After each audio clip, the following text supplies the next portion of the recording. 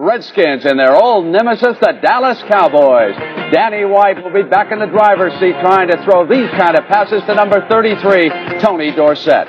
Now you are looking live from sold-out Giant Stadium in the New Jersey Meadowlands. The Philadelphia Eagles have come to town with number 31, Wilbert Montgomery. He will lead their attack. Games is New Orleans at Atlanta and San Francisco at Detroit. But with 223 games still to go, I'll tell you who'll finish on top and who'll finish below. Jimmy, Joe Gibbs, rookie head coach of the Washington Redskins, has brought more new faces to Washington than the Reagan administration. We'll see how that works out. Irv, 3 times your old team, the Philadelphia Eagles, named Bill Bergey their most valuable player. Today we'll see if his football future is past. This is the first Sunday of the NFL 62nd season, and it's coming to you right on the NFL Today.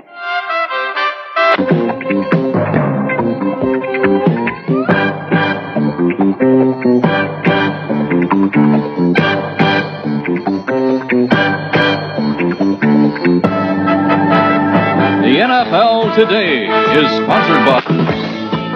Good afternoon, everybody, and welcome back to the NFL Today and the start of a new season. Actually, the season got underway last night. It was the Tampa Bay Buccaneers and the Minnesota Vikings, and our Irv Cross was on the scene to cover that story. Come to witness the Minnesota Vikings and Tampa Bay Buccaneers kick off the 1981 NFL season. Head coach John McKay and the Buccaneers have never beaten the Vikings at home, and he hopes to change things today. In the first quarter, with 5:52 in the first quarter, Doug Williams goes up top and hits Kevin House for a 55-yard touchdown. The Bucs take an early 7-0 lead. The Minnesota Vikings have never lost to Tampa Bay Buccaneers at Tampa Stadium, but with the score Tampa Bay 7, Minnesota nothing at halftime, perhaps the tide has turned. In the third quarter, the Minnesota Vikings scored 2 field goals, and Tampa Bay answered with a fourth quarter touchdown. But with 2:29 left in the fourth quarter, Steve Dills goes up top to Joe Sensor, hits him with a 4-yard touchdown pass, and the Vikings trail 14-13. With just 21 seconds remaining in the game, and on the 26-yard line, Steve Dills goes outside with the pass, is picked off by Neil Colsey, who goes all the way, and we talked to Colsey after the game. When you got the ball, did you know you were going to go all the way? No, God, no goodness. I didn't know I was going to go all the way till, I didn't know who threw the block on Dills, but when I saw the block on Dills, I knew I had a shot at going all the way. All right, and guess who is back with us right now? What time did you get back in the city after that game? In the wee hours of the morning. I'm not sure what time it was, but it was late. You know, Brent, the thing I couldn't understand about that ball game, with 21 seconds left to go in the game, Vikings trailing only by a point on a 26-yard line, Bud Grant elected to go for a pass instead of kicking the field goal to win it. What about Tommy Kramer? Well, because Tommy Kramer was out, didn't play in a ball game because he was injured. Actually, he was injured in the Redskins game in the preseason. He'll be back in a couple of weeks. But Dills had a pretty good day. Threw the ball 62 times, completed 37 passes, which are all-time highs. Second all-time highs in the National Football League. All right. Phyllis, nice to see you today. Well, Brent, thank you. I love your new set here. It's fantastic. I just got back myself from Greece late last night, and I think I'm supposed to be asleep right now and not awake, Irv, so I'm in your same shoes. Looking forward to this. You weren't consulting any more Greek oracles. No, they're starting a new Greek football team over there, and they wanted my expert. Really? Let me get everybody up to date with some late college football scores and some that are not so late as that season got underway. Pittsburgh shut down Illinois. 26-6 was the final there. Georgia and Herschel Walker exploded 44-0. A rout. Brigham Young over Long Beach. 31-8 was the final. Florida State shut out Louisville 17-0. And it was Houston 21, New Mexico 10, and Kansas edged Tulsa 15-11. We have some highlights of some of the key games, and there were some upsets, too. I'd been told, look out for the Florida Gators. They are loaded this year. 73,000 at the Orange Bowl, and watch what happened. The Gators move ahead here. 38-yard touchdown to Spencer Jackson. That came after an interception. But then in the fourth quarter, substitute quarterback Mark Richt threw a 55-yarder to Rocky Belk for the touchdown, and now it's only 20-18, Florida hanging on to a 2-point lead over the Hurricanes. 45 seconds to go. Danny Miller kicks a 55-yard field goal, the longest in Miami history, as the ball ricocheted across and gave the Hurricanes a terrific 1-point win. Opening possession here, California against Texas A&M, and off a first down, it goes Torchio to Mark Funderburk. And that was able to set up this touchdown pass from Gail Gilbert to Floyd Eddings. Cal leads at the half, 28-16. Second half, Aggies rally now. Johnny Hector goes 54 yards. He was 125 yards rushing on the day. And right after that, Hector was able to score on a very short run. Aggies go on to win that one 29-28 is the final. Meanwhile, up in Syracuse at the Carrier Dome, Joe Morris gave the Orange fans a lot to cheer about. He scored a couple of touchdowns, one a rush and another on this 95-yard kickoff return, but it wasn't enough as Rutgers came back to win it 29-27. Now, meanwhile, back in the National Football League, even before that earthquake shook the Los Angeles area Friday, there were tremors around Anaheim Stadium. Veteran defensive end Fred Dreyer was unofficially cut by the Rams about 2 weeks ago, then reinstated because of a technicality in his contract. This week he said he'd give up his place on the roster for his $220,000 1981 salary, plus another $200,000 as a penalty. But even if the argument is about money, as it usually is, to hear Fred in the front office debate, you'd think it was the principle of the thing that really mattered. Those people over there have some sort of a problem. I don't know what it is, and I tell you, I don't care what it is. Fred felt that he had to speak out against us, and we took the position of kind of a gag. We weren't going to say anything. I mean, I've been here for 10 years. It's not like I'm new to these people over there. And why couldn't they give me the courtesy? I'm not a rookie where they say, listen, thanks a lot for trying, but I'll see ya. There's one thing about cutting someone's head off and firing them, but there's another thing else by trying to cut it out with a fingernail clipper, and then just letting you flop around like a chicken, and then claim to everybody that it was a mistake. I've always wanted to abide by our contract, and Fred's going to abide by his, and that hopefully the situation works out to the satisfaction of everybody. The Rams this afternoon play Houston. There is a controversy involving Ken Stabler. We will cover that story at halftime. And the NFL today will continue on CBS. 1977 through 1980, but offensive coaches keep trying to sharpen that edge. During this preseason, 9 teams went to the shotgun offense to buy more time for the quarterbacks, and Brent took a look at that. Phyllis, the Cowboys invented the shotgun, and Danny White, with time to pause and reload, demonstrates its double-barrel effectiveness. 2 coaches who plan to stick with the formation this season told us why.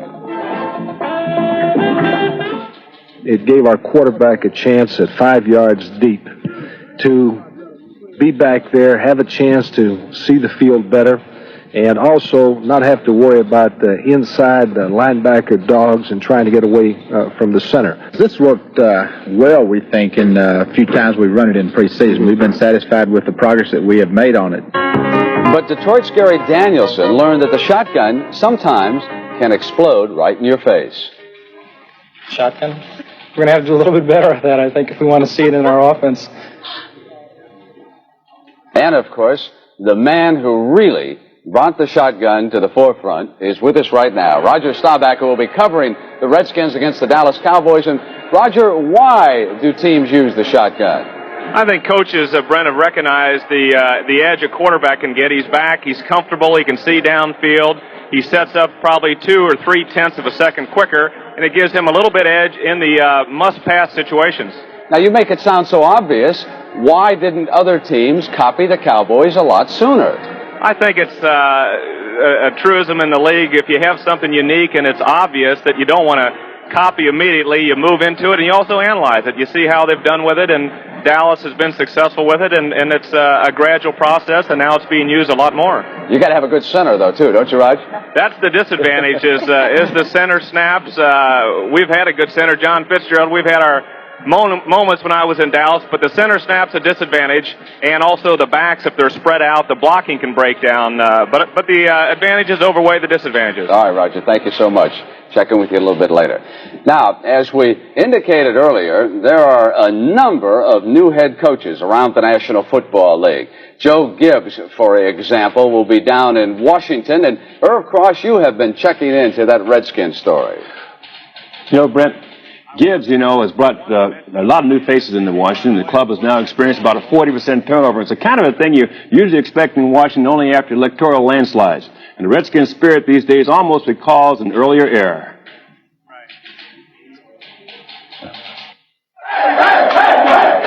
In the early 1970s, George Allen's enthusiasm helped the Washington Redskins become a championship team. I'm standing on the practice field at Redskin Park, built by former head coach George Allen, and worked extensively by Jack Pardee, and is now the terrain of rookie head coach Joe Gibbs. All right, goal line, near right, tight wing, 90 seal. He's put a lot more excitement in the game. He's a man who is an up-tempo person. He knows what he's doing, and he makes sure that we're going to get the job done. I think our philosophy here at Washington is one where we try and come out on offense, and we try and dictate to the defense. We try and set our own pace. In San Diego, as offensive coordinator, Gibbs helped develop one of pro football's most potent offensive units ever, and he brings this exciting style to Washington. For the first time since I've been a Washington Redskin, I have an opportunity to play for a coach who shares the same philosophy that I do about attacking. I'll set up our Charlie 60-70, 689 again. Split left. 90 sweep on go. Ready?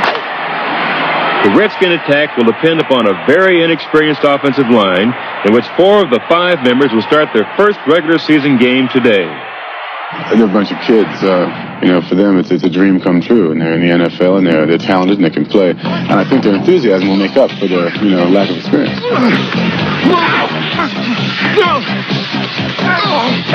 Offensive line enthusiasm must buy time for the mobile Fiveman, who will be looking for its game-breaking young receiver, Art Monk, number 81. A definite plus is a veteran backfield led by John Riggins, one of the top 10 rushers of all time, who is out of retirement to give the Redskins strong inside rushing and dynamite blocking. Riggins and the versatile Wilbur Jackson, number 40, form a solid pair of fullbacks and are joined by former Cardinal and Toronto Argonaut Terry Metcalf.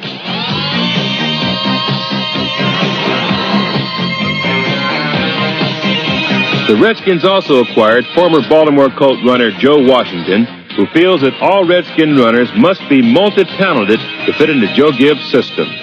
I really think we'll do everything the backs do, plus, something that you expect your receivers to do also. Right now, I don't think we have a starting backfield. I've said that. We're just going to try and rotate those 4 around. I'm not sure whether backs make lines great or lines make backs great, but together, we can all be great.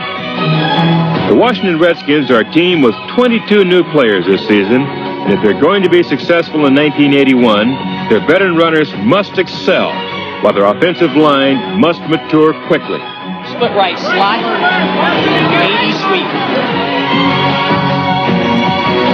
For Joe Gibbs and his new Redskins, today is day 1. And an important one, too, as they take on the Dallas Cowboys. And the NFL today will continue. With the New York Yankees, the axe has fallen. Manager Gene Michael has been fired as manager of that baseball team. Bob Berge came to Philadelphia Eagles from Cincinnati in 1974, when the Eagles were 7-17. When they suffered through consecutive 4-10 seasons, he anchored the defense and was all-pro. But now, as the Eagles aim for their highest season, Bill Berge may be reaching his lowest.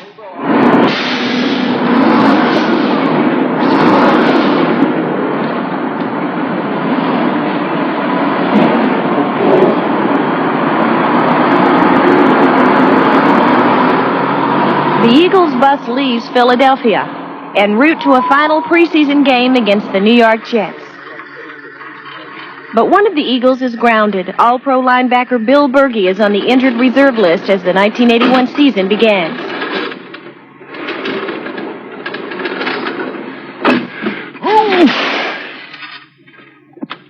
Berge tore up his knee in 1979 and missed that entire season. But he returned last year to help the Eagles become the NFC champions. Going for the bundle intended for Butch Johnson. Intercepted by Roydell Young. And fumbled. But the Eagles have it. And that is all she wrote in this one. The NFC championship belongs to the folks in green and white. I think probably at the age of 36, the thing that's leading me back or wanting me to stay with the game is the bottom line, and that's winning the World's Championship. And I really feel that everything that's being done in our organization is really being done in the right way. And last year, we just missed it. And I think this year, perhaps next year, we're going to be there and we're going to get it all. Berge led the Eagles through years the team was struggling. Now they're near the top, but his injured knee may keep him from staying up there with him. This year's training camp may have been his last. I'd like to see him back. Hey, we all love Bill Berkey, and he's been a great player. But in watching him prior to putting him on injured and watching him try to play and everything, he has a long ways to go before he's ready to play in the NFL again. 2 or 3 years ago, maybe a loss of Bill Berkey would have been devastating to the football team. But I think now that we have the ability in backup positions that guys can step in, and we really don't lose that much. You know, what you lose in losing Bill Berkey is a lot of leadership, because besides being a great football player, he's a great man and a great leader. It doesn't tear up a player's knee to watch the game on television, only his heart. Come on, hold him here and make me not be a liar. Come on, get across. See? Oh! I think that's the first touchdown they scored on us in 4 games. So I hope they get really excited about it. Professional football is a game of peaks and valleys. And you don't always get what you want.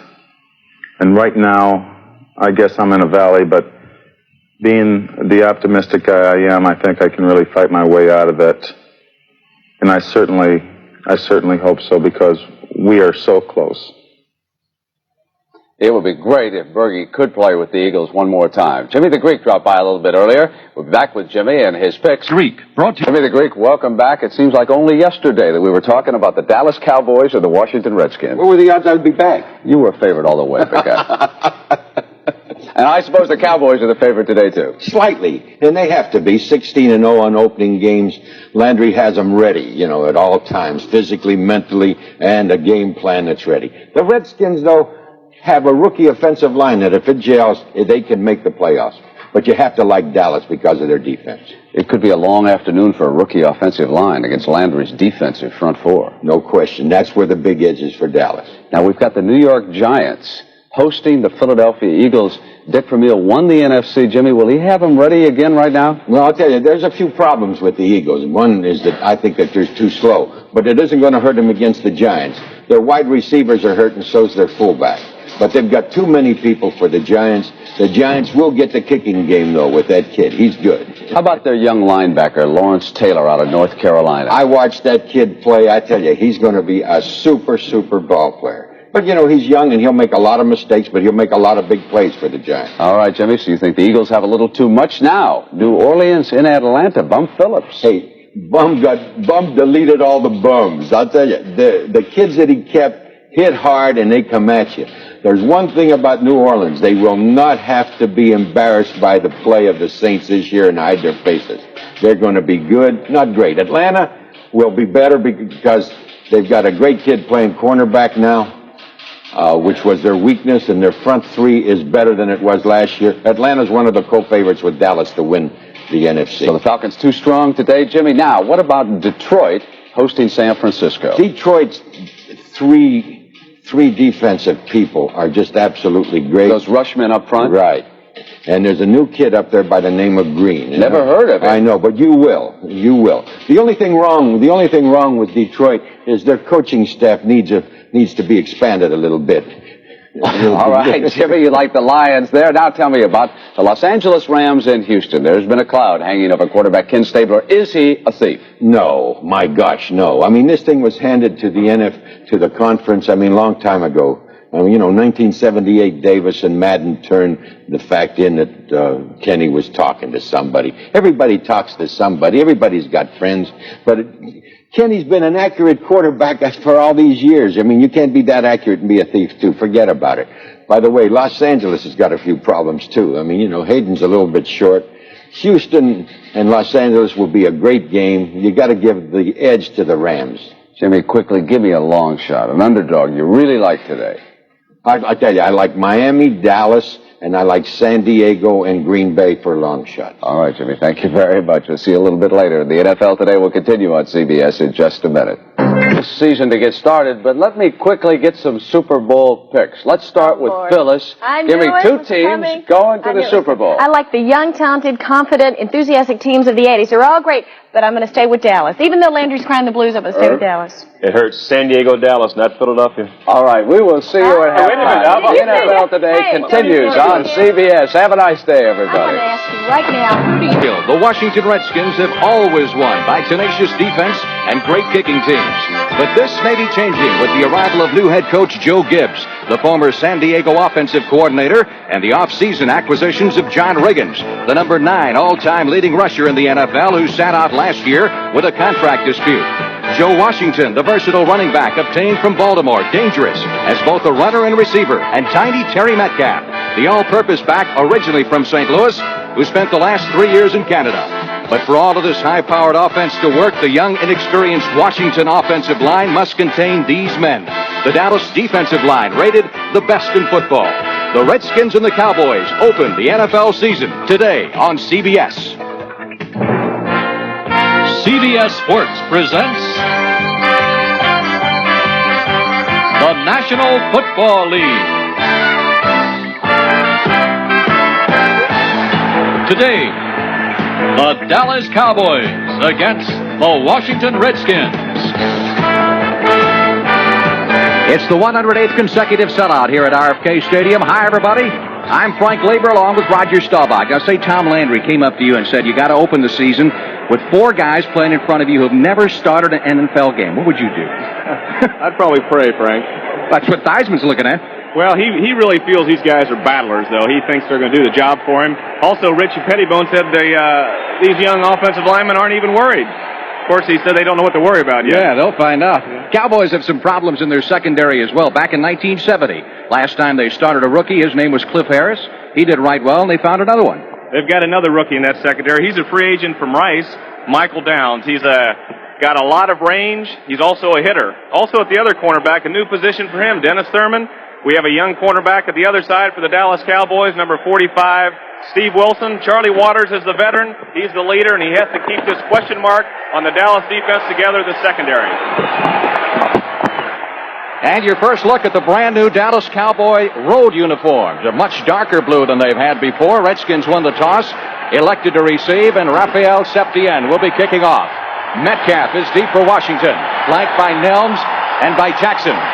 Here's the kickoff, and the NFL season is underway. It is Nelms at the 15, back to the 20, 25, up to the 30, 35, 40. Septien knocks him out of bounds, finally near midfield.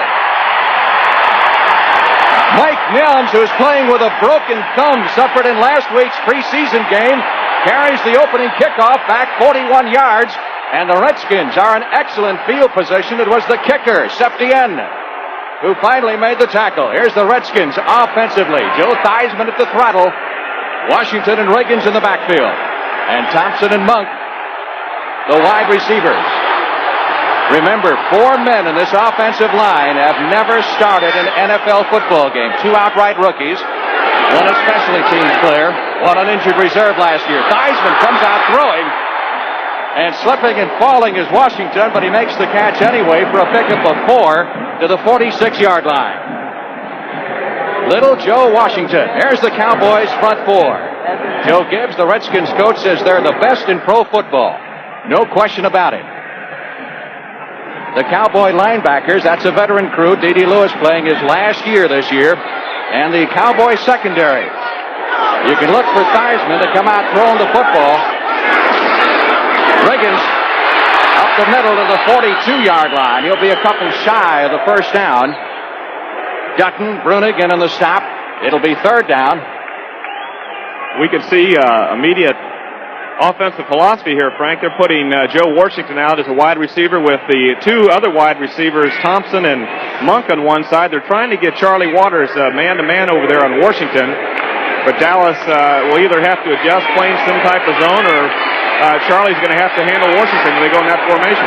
Triple wing to the right side. 3rd down and 3. Riggins comes out. Harmon is in.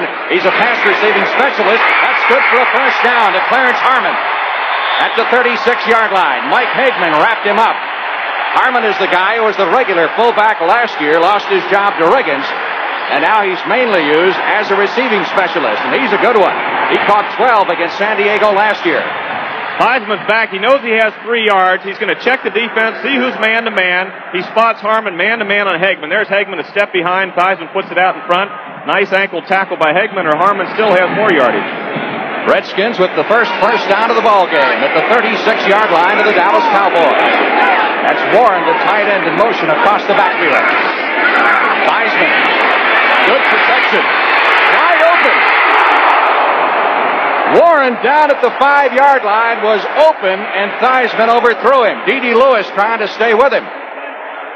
Here's Warren is coming in motion, number 85, and Dennis Thurman's going to pick him up man-to-man. The play-action fake holds Thurman a little bit, and Warren gets behind him right here. Thurman's looking into the backfield.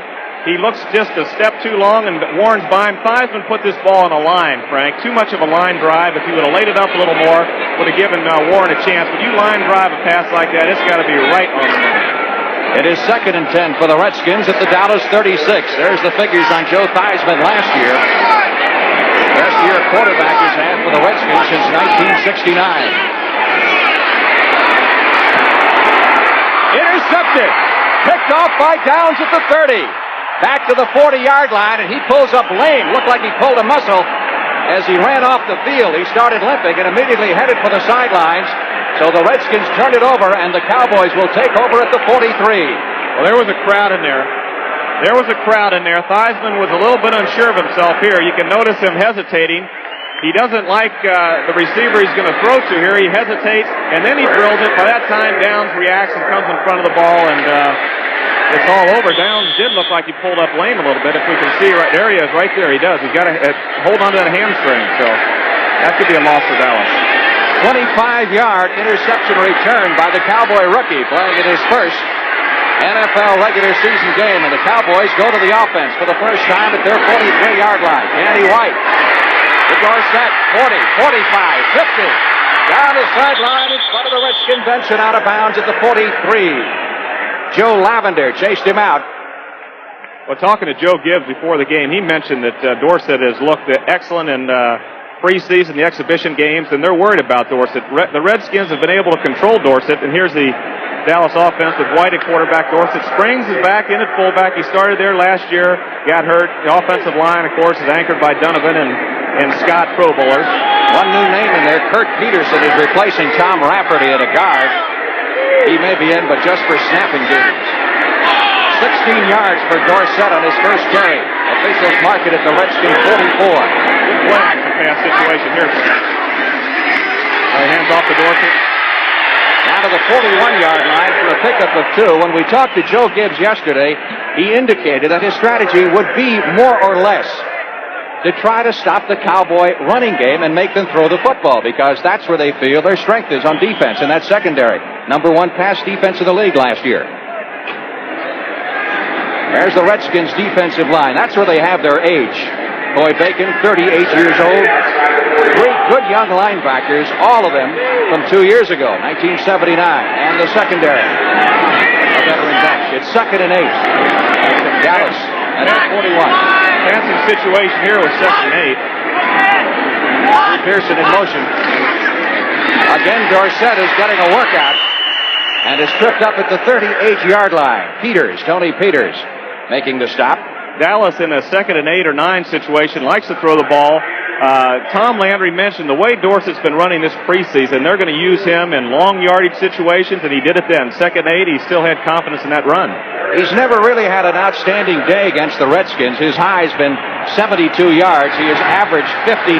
It is 3rd down, 4 needed for the first down. The Redskins go with the nickel defense. They put in a 5th defensive back, Jarris White. See if the Cowboys can keep this drive going from the Washington 38. Butch Johnson in motion from the shotgun. Danny White in trouble. Dorsett over the middle has the first at the 30 and out of bounds at the 27. A tackle missed by Rich Malott there would have stopped him short of the first down, but he shook off Malott and picked up the first. The difference in this play right here is Danny White's maneuverability. The Redskins have a good pass rush. White steps up in the pocket, moves to his right. Here comes Dorsett across, and Malott does a pretty decent job. He comes up. White just had too much timing. I think Malott also hurt his left shoulder a little bit, which is going to be a problem for the Redskins. They don't have much depth at linebacker, losing Dusek last week also. First down for the Cowboys at the Redskins' 26-yard line. Rich Johnson wide to the left. Drew Pearson is split to the right. Dorsett and Springs in the backfield as Danny White calls the signals. Springs over the right side and down inside the 20-yard line. Actually, it was the running game that did the Redskins in last year when they played the Cowboys in that Monday night season opener, 17-3. White did not have a particularly good day. In fact, in the 2 games that teams played, Danny was just over 100 yards passing in each game and threw 6 interceptions. Pickup of 8 by Springs, 2nd and 2 now for the Cowboys at the Redskin 18-yard line.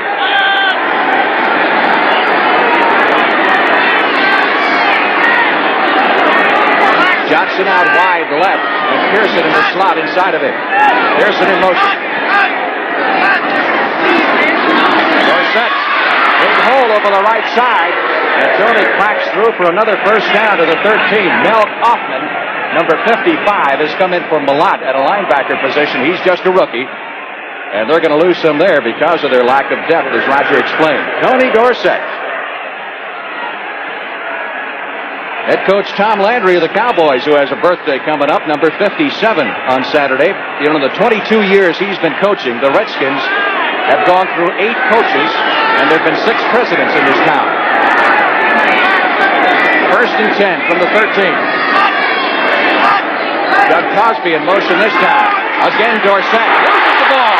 White picks it up and is dropped for the loss at the 17. Coy Bacon in to make sure.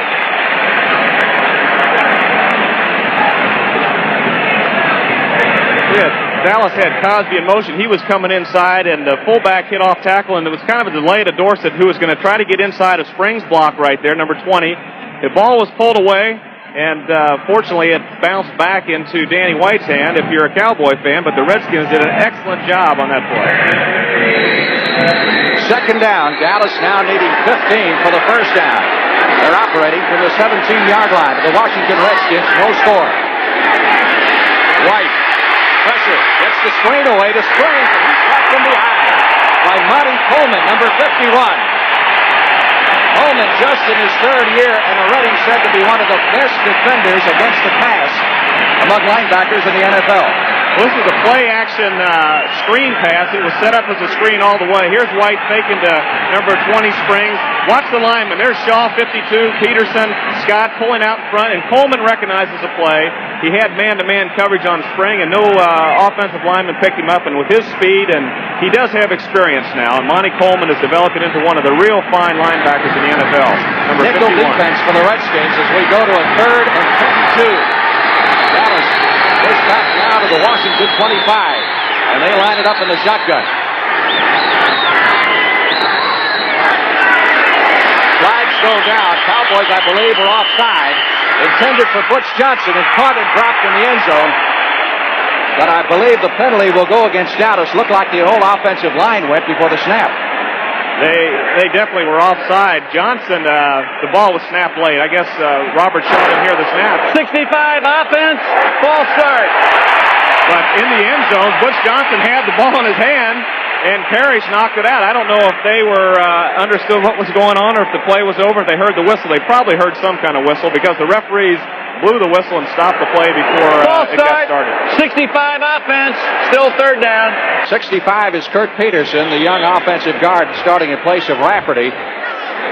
3rd and 28. That's always a good call, right, Roger? Well, this is the situation Gibbs mentioned. He wants to get him in this 3rd and long. Their nickel defense with those extra backs in there and that rush is their strength. And Richie Pettibone also said we want to get him in long yardage situations. Looks like Tony Hill is in for his first play of the year in this passing situation. Dorsett has come out. White under pressure, caught behind the line and dropped at the 35. Great job by the Redskins defense. Coy Bacon gets his first sack of the year. He may be 38, but he can still move. White's back. He's got a long ways to go, so he needs good protection. Here's Shaw pulling out. Bacon is fighting over there. He's coming inside. White breaks, and Bacon goes around Donovan and traps White late. They keep saying Coy Bacon was over the hill, but he's back, and he's led in traps last year, and he's starting off this year with a trap. Here's a bit different angle, but he comes in, goes around Donovan, cuts back inside, and gets White on a late trap. Well, when you consider the Cowboys at a 1st and 10 on the 12-yard line, Redskins defense did an excellent job. White angling for the far side, Coffin corner. Did not get it out of bounds. It goes into the end zone, and the Redskins will take off on the 20. There's a flag, and it looked like one of the Redskin players perhaps did not reach the sideline. He was sprinting as hard as he could to get off the field and avoid the 12th man penalty. Now the referee was counting. No foul. The referee was out there counting players, so I think he thought there was 12 and decided that there wasn't. No score in our football game, our NFL season opener between the Cowboys and the Redskins. Redskins ball at their 20-yard line after the punt by Danny White. Washington's second offensive possession. The first one ended in an interception. Downs is back in that secondary, despite pulling up lame after picking off that Theismann pass in the last series. Here's Theismann back to throw it again, going long. Intended downfield for Joe Washington, and Charlie Waters trying to stay with the speedster. There was a strong outside rush that time by Harvey Martin, and Theismann had to get it up quicker than he wanted without much time for accuracy. Of course, that's what Washington's trying to do, is get Washington man-to-man on Waters. They think of course, Washington has got the speed over Waters, and it was a good setup, a good play, but the pass rush did Theismann in. Theismann is 2 out of 5 for 10 yards, 1 interception. Second and 10, Redskins at their 20-yard line. Terry Metcalf hit by Randy White. The ball was loose, and I believe the Redskins recovered it with a gain of about a yard. Randy White really shot through there that time. Number 54, said by many to be the best defensive lineman in all of pro football. Great quickness. Well, here's a veteran, Randy White, is going against Grimm, their rookie lineman. No one blocked. There's a missed assignment right there. He wasn't touched. The ball came loose, and Redskins landed on it. Russ Grimm got back on top of the ball, number 68. Third down 8. Wide to the right side. Monk in the slot. Triple wing. Washington. From their own 22. Theismann almost has his head taken off. The Monk at the 30. We've got a flag down. There's a flag down. He stopped at the 45-yard line by Everson Walls, another Cowboy rookie defender. Here's Martin's coming around May. He gets a tap on Theismann's head right here. Bam. He comes back to the left. The ball's being brought back, by the way. It was against the Redskins, and Monk beats Charlie Waters and breaks down the sideline. But all for naught as they bring it back, and we'll get the call here from the referee, Gene Barth. Looks like holding. Ball is moved back to the 12. 73 offense, holding, still third down. That's on Mark May, the number 1 draft pick. Here's May, number 73. Pushes Martin there, holds with his left hand. Martin comes around, and that's going to be a battle all day. May is a fine first-round draft choice. A big tackle going against the veteran Martin. Third down, 18 for the Redskins. Back on their 12. Theismann on the rollout. Randy White's after it. Look out. Long pass intended for Thompson. Got it away. Great defense as he was double covered. Wilson, number 45, and Benny Barnes, number 31, were down there for Dallas. This is a scramble pass by Theismann. He drops back. Here's Thompson's going downfield. There's help deep. Steve Wilson knows he has help deep by Benny Barnes. Ricky Thompson loves to catch passes in tight situations. Almost made the catch, but it looked like Steve Wilson, number 45, got a hand on the ball. Mike Connell has come in to do the punting. He's standing 4 yards deep in the end zone. Dallas ought to wind up with pretty decent field position here. 6:19 left in the first period. No score. Jeff Bostic is the snapper. He hesitated for a moment. Kick is high and short. Bounces at the Redskin 43 and is down at the 42-yard line. Connell, who had his problems in last year's regular season opener against Dallas, averaging less than 30 yards per punt. Cowboys will have the football, 1st and 10 at their 43. No score. Back in Washington in just a moment. Going to be interesting to see if Borg can win that thing this year. He's on the docket. You'll see him later this afternoon. Bjorn Borg, the great Swedish player, number 2 seed against David Carter. 1st and 10, Dallas Cowboys from the Washington Redskin 43-yard line.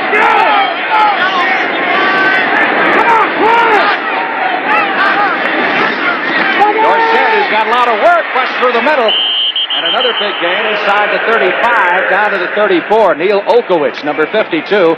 And Murphy, number 29, making the stop. This telecast is presented by authority of the National Football League. It's intended for the private use of our audience, and any rebroadcast or other use of this telecast without the express written consent of the Washington Redskins and the National Football League is prohibited. Well, Dallas is doing what they want to do up that middle, Frank, with they're going over Peterson and Shaw and Scott, and the ends will start pinching in, and Dallas will be able to go outside. So you want to be able to get in the middle of that line to set up the rest of your running game. Pickup of 9, second and 1. Dorsett 6 carries for 30 yards. Here he goes again. Outside, 30, 25. First down at the 20. Mark Murphy finally runs him down. I want to tell you about something funny.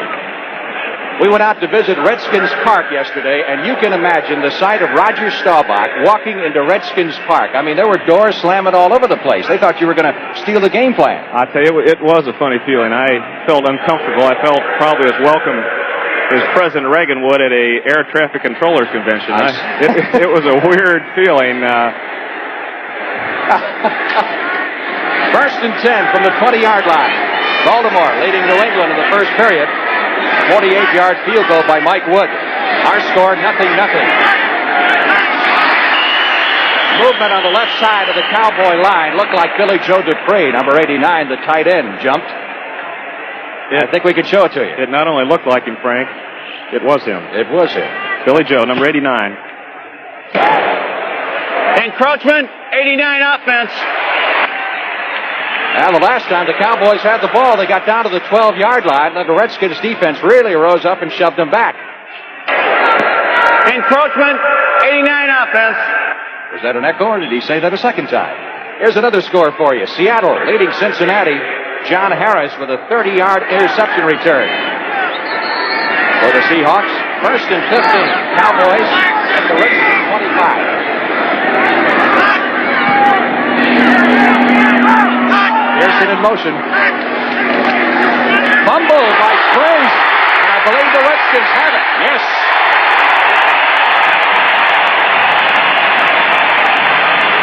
Terry Brooks, number 69, comes up with the football. And the Redskins have stopped the Cowboys again. They'll take over. First and 10 at their 27 with 4:35 left in the first period. Turnovers even at 1 apiece, and so is the score. 0-0 late in the first period. Redskins first and 10. There's Dennis Thurman playing a cornerback position. Mike Downs is now out of the lineup. Benny Barnes is in at a safety, looks like. Theismann, and I don't think that was playing that way, do you? No, there was a mix-up there of some kind. Also, the change, probably Downs thought he had a cramp in his leg, and he came back in for that one play, but evidently it's a strain, a little bit more serious. Now they have changed their secondary with Benny Barnes in there. There's the Redskin bench, headed, of course, by Joe Gibbs, the new head man, former assistant under Don Coryell, and a man who's taught a lot of great quarterbacks. And he says Theismann may be the best athlete he's had among the quarterbacks that he's been associated with. On 2nd and 11, they give to Riggins, trying to plow forward, and there's nothing there for him. I mean, Gibbs is, he's had Doug Williams, he's had Fouts, he's had Jim Hart. Jim Hart at St. Louis. More in the drop-back mold. Theismann is more of a mobile quarterback and can maneuver around. And, of course, with the Redskin young offensive line, it's good to have a man of Theismann mobility on your football team, a quarterback. Quite obviously, from that graphic, the Redskins have not been able to run the football, though they haven't really tried that hard. They've been throwing. Last year, in the opening Monday night game, you recall they got a great deal of criticism when they didn't try to throw at a young secondary and tried to run the ball down the Cowboys' throats. An extra wide receiver in there on 3rd and 11. Over the middle to Monk, and he's really blasted by Charlie Waters. Short of the first down at the 34-yard line. Those are the kind of plays the Redskins need to hit on 3rd down. Of course, the first down is a critical down. You need to get a few yards, but they were 3rd and 12, and they got about 8 or 9 here, so they didn't get the first down. Theismann's back. He's taking the short one, hoping that Monk can run for it, but he's hit hard by Waters, and he's cleaned up by Dennis Thurman also. So the 3rd and 12 got him in trouble. If they would have had 8 or 9, it would have been a good play. Here's Connell in the punt. His last one was good for only 31 yards. Ron Fellows, Cowboy rookie, is deep at the 27. And down at the 31-yard line. Good coverage by the Washington specialty units. And the Cowboys will start this possession at their own 31. Wilbur Jackson doing the job on the tackle. 2:24 left in the opening period still. No score. Mike Lieber along with Roger Staubach. RFK Stadium in Washington. 1st and 10 Cowboys at their 31. Atlanta. It's Steve Bartkowski hitting Wallace Francis to move out in front of the Wallace. 7-0. Danny White throwing. Protection is good. Drew Pearson at the 40-yard line. Should have enough for the first down at the 41. A pickup of 11. Jarris White, number 45, on the stop. This is a deep curl-in route to Drew Pearson. White has plenty of protection here. Gives Drew a chance to drive downfield and come back for the ball. Good chance to see it here. White's looking to the coverage. See Murphy's running number 23, running the far right of your screen over there. He's helping on Drew. Drew Pearson comes back, though, comes in between and makes a fine catch. Good protection. 1st and 10. Cowboys at their 42-yard line. Danny White, who had a sensational first year as a starter last year. Even Tom Landry finds it hard to believe he could duplicate that. Dorsett over the right side, out to the 46-yard line. Now, these Redskins, their defense, it's a pretty complicated thing, isn't it, they play? They have a very complex defense. Ermal Allen was telling me in the league today on Wilbur the computer, there's 1,500 variations of defenses. The Redskins in a particular game will use 30 to 35 different defenses. They're changing up all the time, giving the offense a different look. And, of course, on third down, they really have multiple defenses when they bring in their extra people. 1 minute left in the opening period. 2nd and 6, Cowboys at their 46. Dorsett has 48 yards on the ground here in the opening quarter. Sideline throw, completes it to Butch Johnson. Out of bounds at the 45-yard line of Dallas. Jarris White making the stop. Johnson's first reception and another first down. Here's a blitz up the middle. Watch Olkowitz, the linebacker, coming straight up the middle, number 52. That means the cornerback's out there by himself, so he's got to take away the inside, and that's why Jarris White was so deep. He was afraid of the deep post route or the deep play, so he gave him the short outside pass, and the Cowboys had a good play on versus the blitz. And picked up nicely by the blue number 52, who's Robert Shaw, the center. 1st and 10. Cowboys at the Washington 47. That's where they spotted. White going long for Butch Johnson. Johnson almost with the diving catch at the 2. That's something that Joe Lavender was back there to protect. It's something that Johnson has specialized in down through the years. He's made some beauties. Dallas had a play-action pass. White was looking at Tony Hill coming over the middle to try to bring up the safety, Mark Murphy, and had Johnson going deep behind Lavender. The ball was a little bit over Johnson, straight over Johnson's head instead of out in front of him, and it was a tough catch, one that Johnson almost made, but Lavender was there in pretty good position also. That is White's first incompletion. He's 4 out of 5 for 21 yards. 2nd and 10. 43 seconds left in the quarter.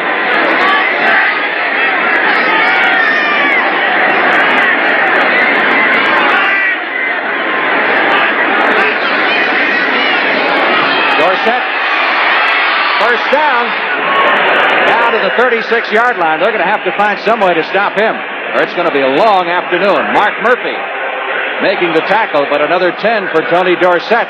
Off to his best start ever. Ron Springs, 20, has done an excellent job in training camp blocking. He's leading on this play. He's got to get a good block in there. Sure enough, there he goes. He knocks out Malott, gives Dorsett that running room, and he carries forward for about 12 yards. 1st and 10 now at the Redskin 36-yard line. This is the 3rd time that the Cowboys have been fairly deep in Redskin territory. They have nothing to show for it yet. I don't think they'll get this play off before the quarter ends.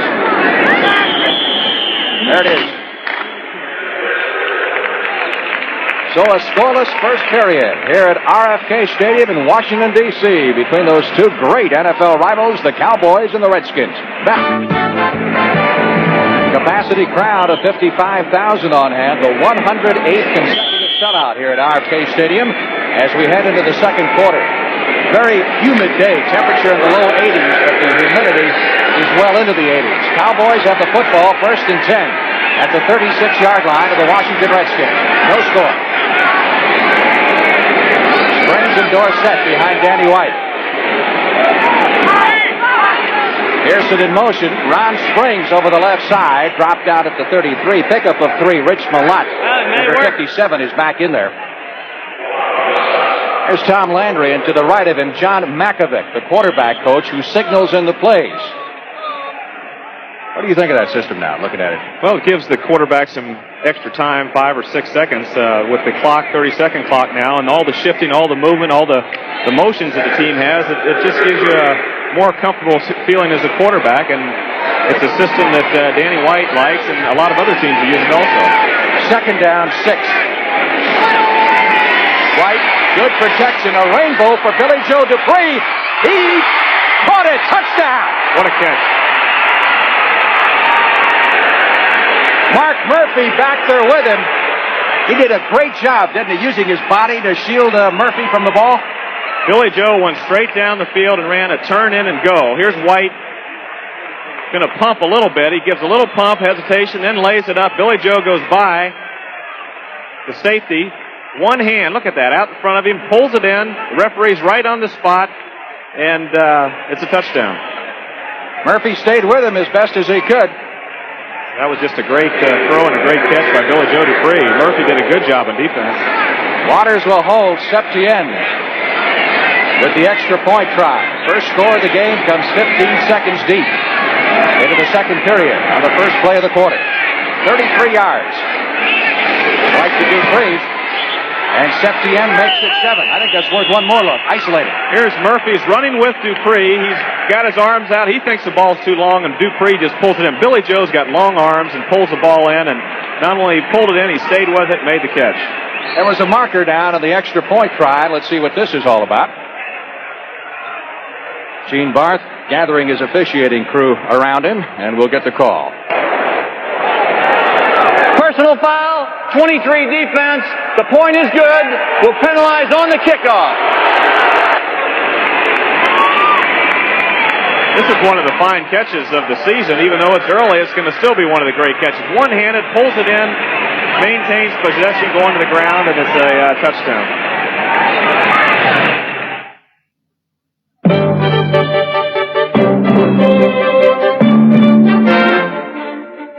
Every year, millions of drivers suffer the agony of hillophobia, the fear of stopping on hills with a stick shift, with cars behind you, very close behind you. The only known cure, the ingenious hill holder clutch from Subaru.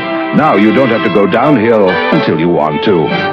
Subaru, inexpensive. 15-yard penalty assessed against the Redskins for the personal foul on the extra point. Means the Cowboys will be kicking off at the 50. There's Mike Nels with that cast on his right hand to protect the thumb that he broke last week against New England. Septien sends this one out of the end zone and almost into the stands. So the Redskins will pick it up on the 20. Injury report. Mike Hagman of the Cowboys taken to the locker room for x-rays of his right arm. He's out of action. Mike Downs is out with a hamstring muscle pull and will not be back. Lamar Parrish of the Redskins didn't start the game at the corner, but he has been in there of late. That'll bring you up to date as far as injuries go. Redskins now, 1st and 10 from the 20. Here's U.S. Open Tennis Championship result in the first set. Jimmy Connors taking it easily from Gomez by a score of 6-1. Don't forget, live later this afternoon, Bjorn Borg against David Carter.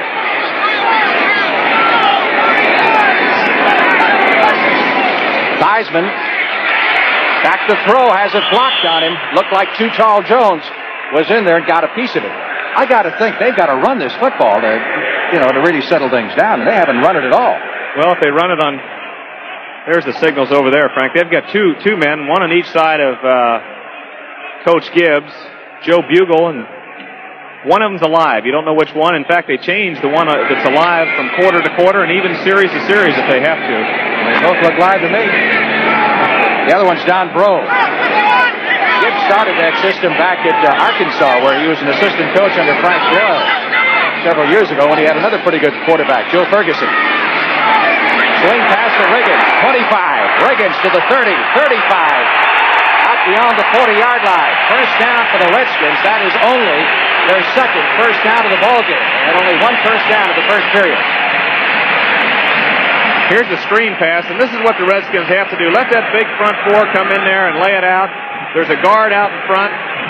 and Riggins is down the sideline. It's a concept that Joe Gibbs has used a lot. Theismann actually had an option to go downfield if he had to, but he had the secondary back, the front four coming quick. He had Grimm out in front of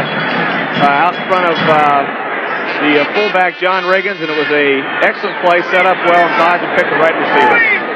Redskins first and 10 from their 41. Theismann again rushed, gets it away, completes it to Monk at the Dallas 45. Good catch and heavy traffic. He had Wilson with him. He had D.D. Lewis. And Benny Barnes was also in the area, but he still pulled it down for a 13-yard gain. Well, Art Monk is the number 1 draft choice last year. He had a great season catching the football. He's a top-flight receiver. He's big. He was in a crowd that time, and Theismann drilled it in there between Barnes and Steve Wilson. He caught 58 last year. That set a new Redskins rookie record, eclipsing the old mark held by Charlie Taylor. Redskins are on the move. 2 plays, 2 first downs. They're at the Dallas 44-yard line, trailing 7-0. Second period. Washington hit at the line of scrimmage. Waters trying to hang on. Ball is loose. A fumble at the 38-yard line. Pickup on the play would be about 6 if the Redskins retain possession, but that's questionable here. Let's see. Yes, they do hang on to it.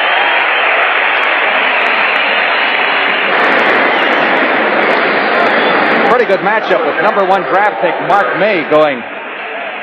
Here's Mark May, 73. He's blocking down. He's blocking on White, who's over Grimm. Does a good job. Knocks White down, and Washington spins around, but he's belted by a couple of people in the ball popper. Second down, 4. Ricky Thompson wide to the left side for the Redskins. Ball is at the 38-yard line of the Dallas Cowboys. That's Warren, the tight end, in motion. Again, Washington. John Dutton closes down on him at the 35. Speaking of Randy White, I saw where he finally signed his contract and is now supposedly the highest paid defensive lineman in pro football. There was long negotiations, and Randy finally walked into Gil Brandt's office, and Gil said he grabbed him by the ankles and hung him out the 11-story window at his office, and they came to an agreement real quick. That can be very convincing, I would think. He handled it himself. After working with an agent for a while, he did handle it himself at the last minute, and they worked it out. Third down, 2. They bring Riggins out on the 3rd and 2 situation. Harmon at the 30. First down, Redskins at the 28-yard line. On 3rd and 2, you think they'd leave Riggins in there. Well, they're going to throw the ball. They're going to go for the pass on 3rd and 2. Hit the short pass, and Theismann's back. He's backing out, so he's got a short pass called. He's looking right away, hoping that he can get Harmon man-to-man on someone, and he did get a Harmon man-to-man on D.D. Lewis and broke out to the outside, and Benny Barnes had to clean up, but it was good for the first down. They love this wide-open offense in Washington after so many years of conservatism. They said Metcalf threw an option pass in one preseason game, didn't complete it, and still got a standing ovation. First and 10, Washington at the Dallas 28, their deepest penetration. Washington trying to slip through a small hole in the middle, gets down to the 25. Dutton and Brunig making the stop. The difference in this drive, they're giving the ball to Washington on first down the run ball. He's at least getting 3 yards or 4 yards, and when you get a 2nd and 6, you'd like to get 2nd and 5 is ideal because you can still run, you can still pass, you can use play action, screens, draws, you got the whole repertoire. 2nd and 9 and 10, and you're basically in a pass. So Washington's getting them in that questionable area, 2nd and 6, still making the defense guess, and that helps the passing game. Both wide receivers to the left, and they've got Washington flanked to the right on 2nd and 6. End around, Munch walking behind the line of scrimmage. Too tall Jones. Nice tackle. Stops him for the loss on the play. A loss of 4 back to the original line of scrimmage, which will be the 29, and set up a 3rd and 10. Other scores around the National Football League. Baltimore now has a touchdown to add to that field goal, lead the Patriots 10-0. That's still in the first period.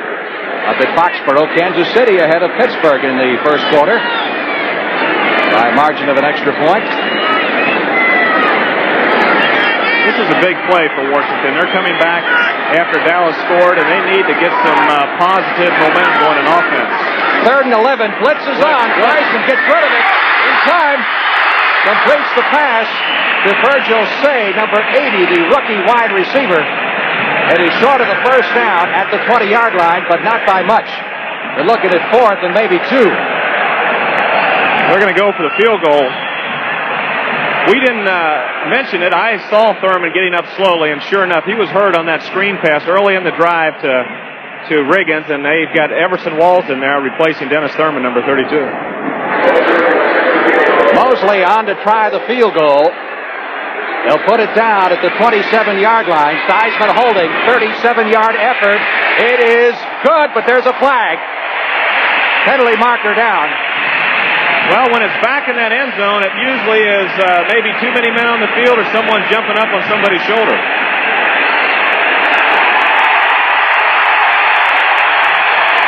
Illegal procedure against the Cowboys. The field goal is good. The Redskins are on the scoreboard. With 9 minutes and 7 seconds left to play. Well, this is the question. That gives them the first down, so they're talking it over, Frank. If they're going to take the first down, go for the touchdown, or take the 3. I think they're going to go Dallas for it. had 12 men on the field. It's a 5-yard penalty. The field goal was refused. It's a first down. You got it. That's exactly what's happened. There is an old adage in football that says you never take points off the scoreboard once you have them on. Well, that adage is usually discussed in the locker room after the game when you know the final score. Right now, the fans love it. Very costly penalty because it keeps the Redskin drive going with a first down at the Dallas 15.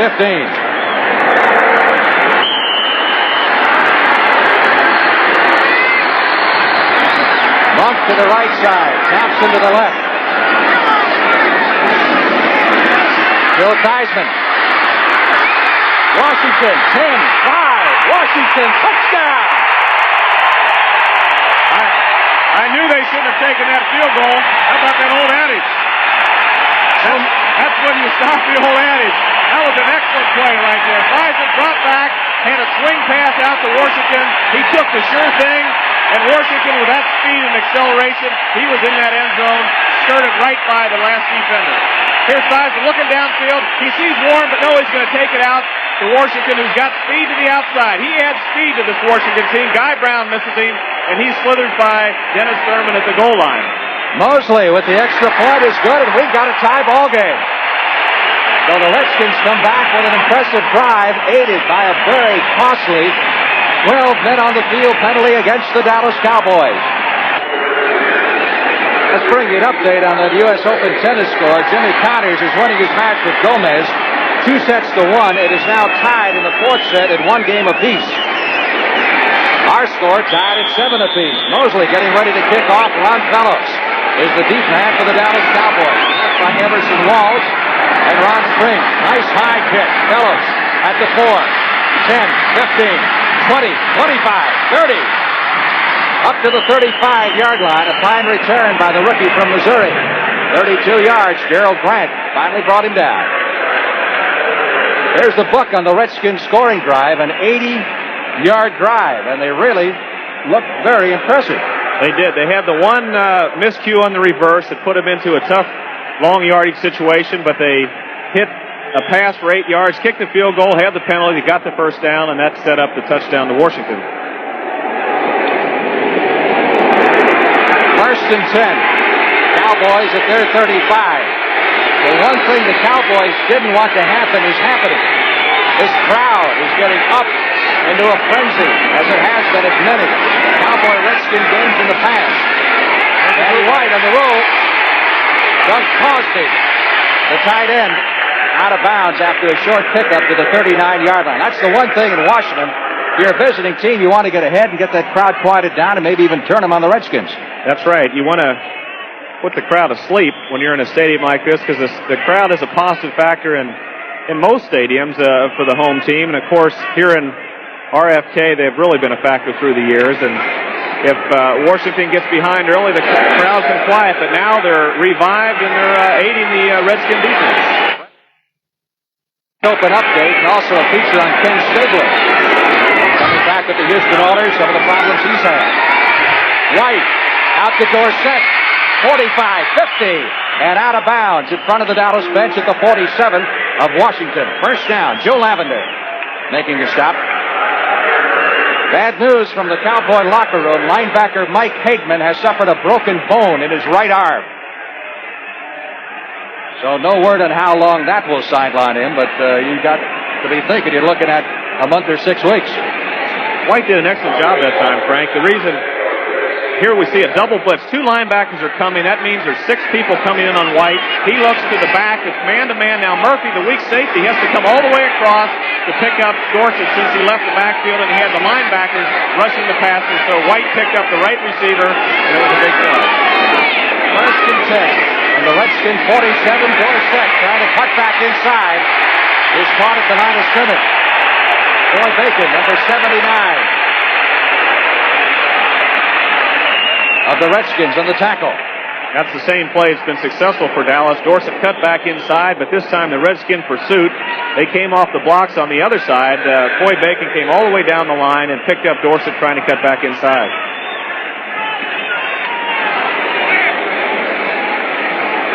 That'll set up a 2nd and 10.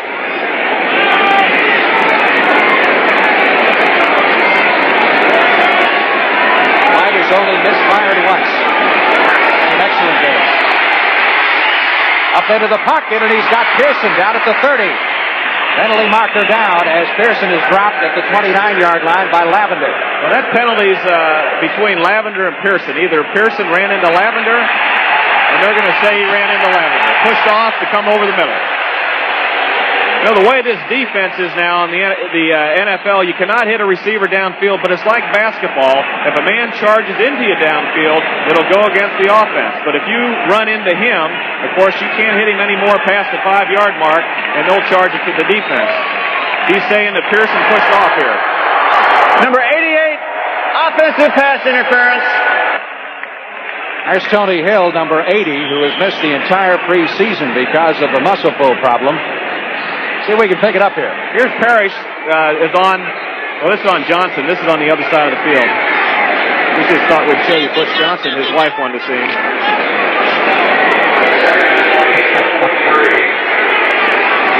Second down, 20.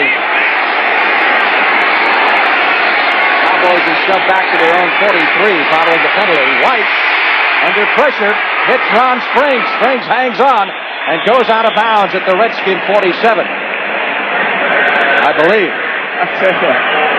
You know, the Dallas receivers they got glue on their fingers today. This is a good defense by Coleman, number 51. White gets rid of the ball. A lot of pressure on him up the middle. He lets it go. It looked like it was tipped a little bit. The ball is going end over end. The ball is caught by Springs. He holds on to it, and Coleman's right on his back. Big play for the Cowboys in this drive. They have a 3rd and 10 upcoming at the Redskin 46-yard line.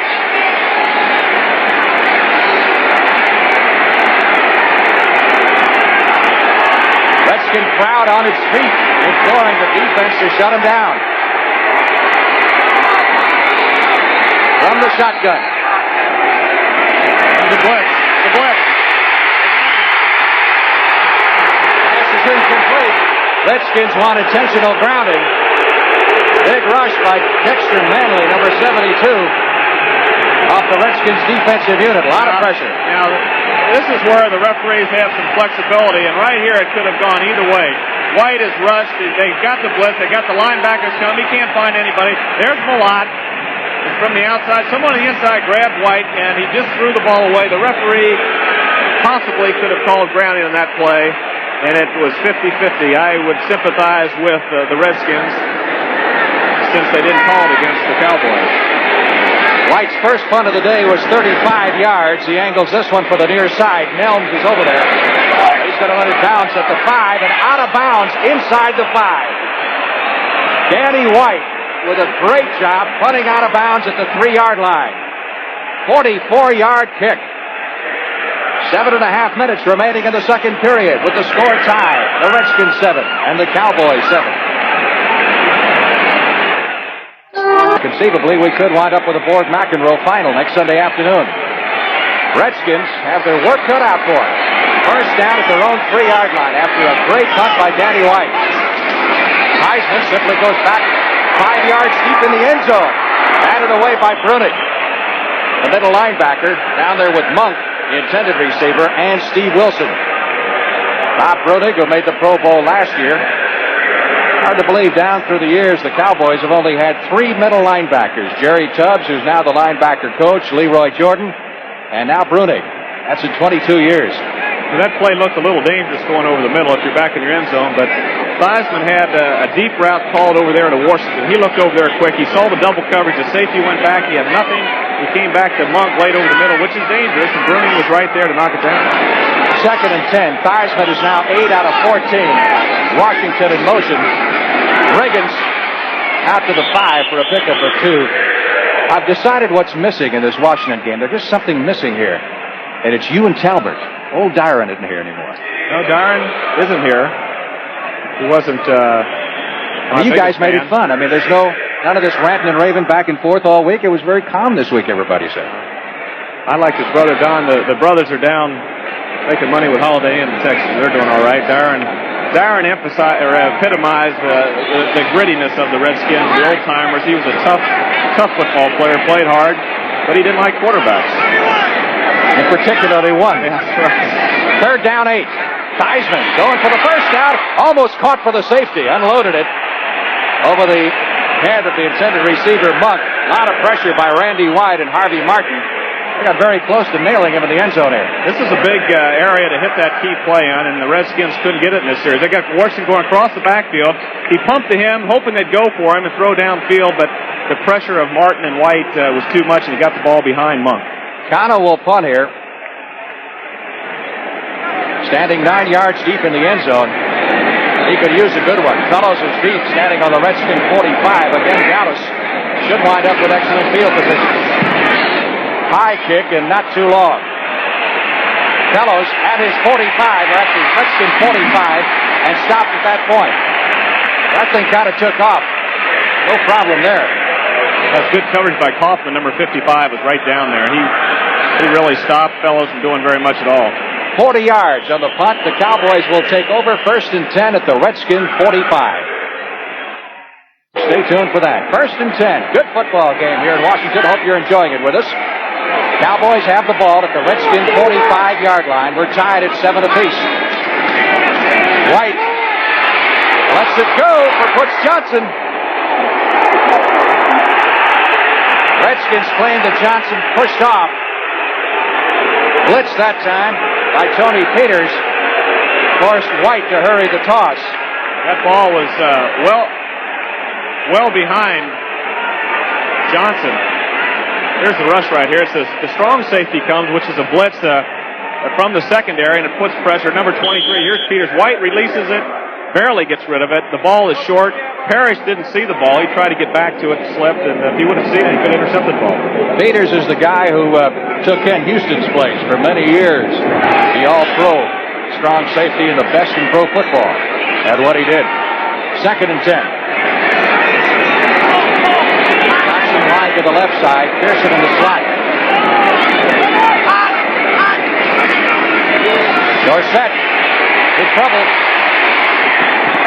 Run out of bounds after short yardage, and he and Lamar Parrish get into it.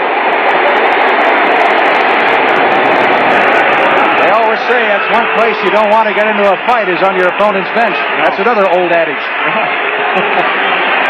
That is not the right place to get in a fight.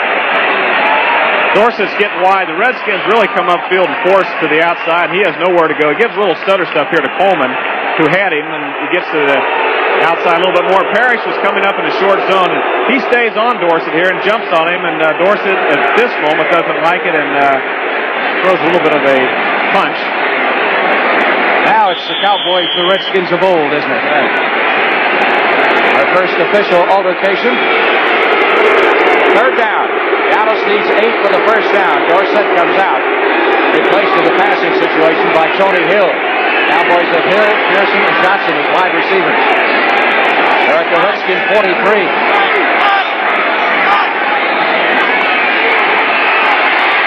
Danny White floats it over the middle. That's a touchdown. 6 easy points for Drew Pearson. As he split the 2 defenders, and White hit him on the run at the 10-yard line. 42 yards on the play. That was an excellent pass.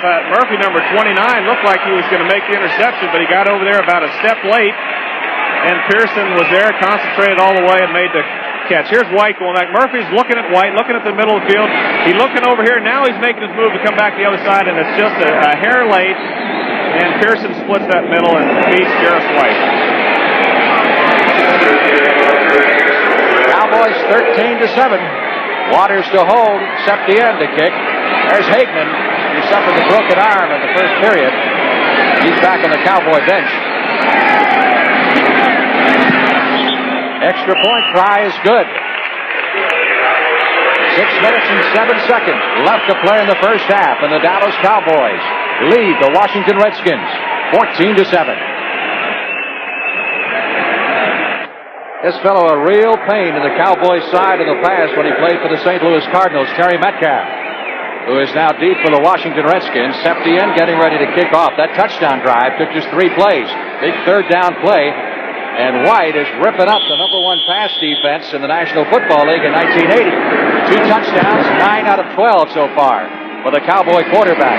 Metcalf a yard deep in the end zone. Brings it out to the 10, 15, and dropped just shy of the 25-yard line. Steve Wilson, number 45, making the tackle on the play. Understand you also got to visit the Naval Academy here over the weekend. Saw some of your old friends. Did you give them a speech in the old rah-rah thing? Well, I got to visit the football team and was able to talk to the football team and told them how to do it this year against Michigan and Notre Dame. Did they still genuflect before your picture over there? No. Not anymore? That's too long ago. I tell you, my plebe summer roommate, though, was the Commander Hank Kleeman that was involved in that Libyan situation, so he's the famous roommate now from the class of 65. First and 10, Redskins at their 25-yard line. Theismann comes out throwing again. This time trying to hit Ricky Thompson and throws it behind him.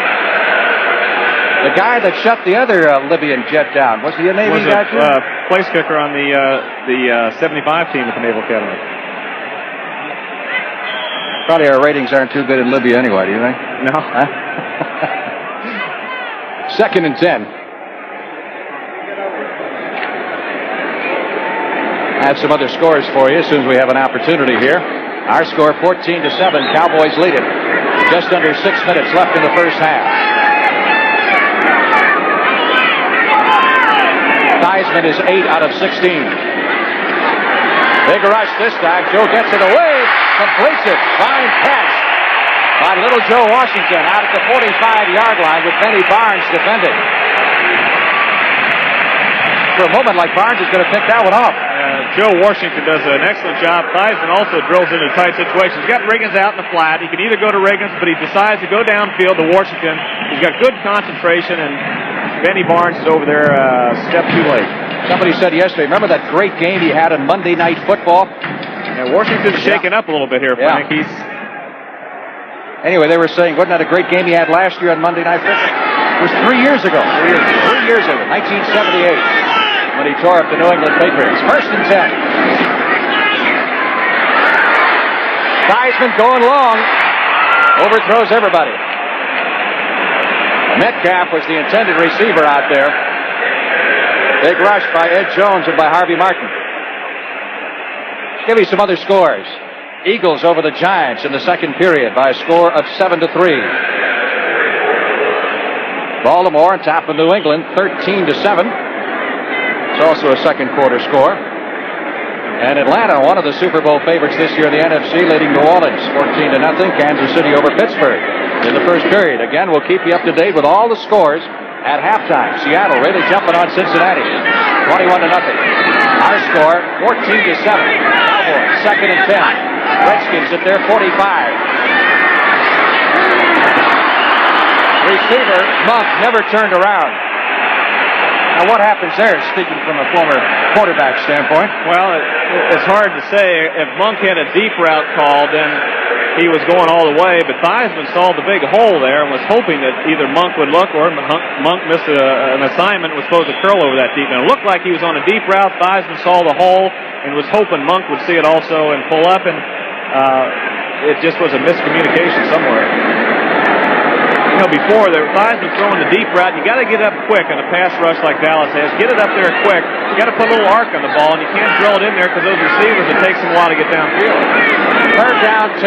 Redskins from their 45. Again, a blitz is on. Theismann gets it away and completes it. First down at the 35-yard line. Fine catch by the rookie, Virgil Say, number 80, Charlie Waters on the hit. Good for 21 yards and a Redskin first down. Theismann throws this right on the money.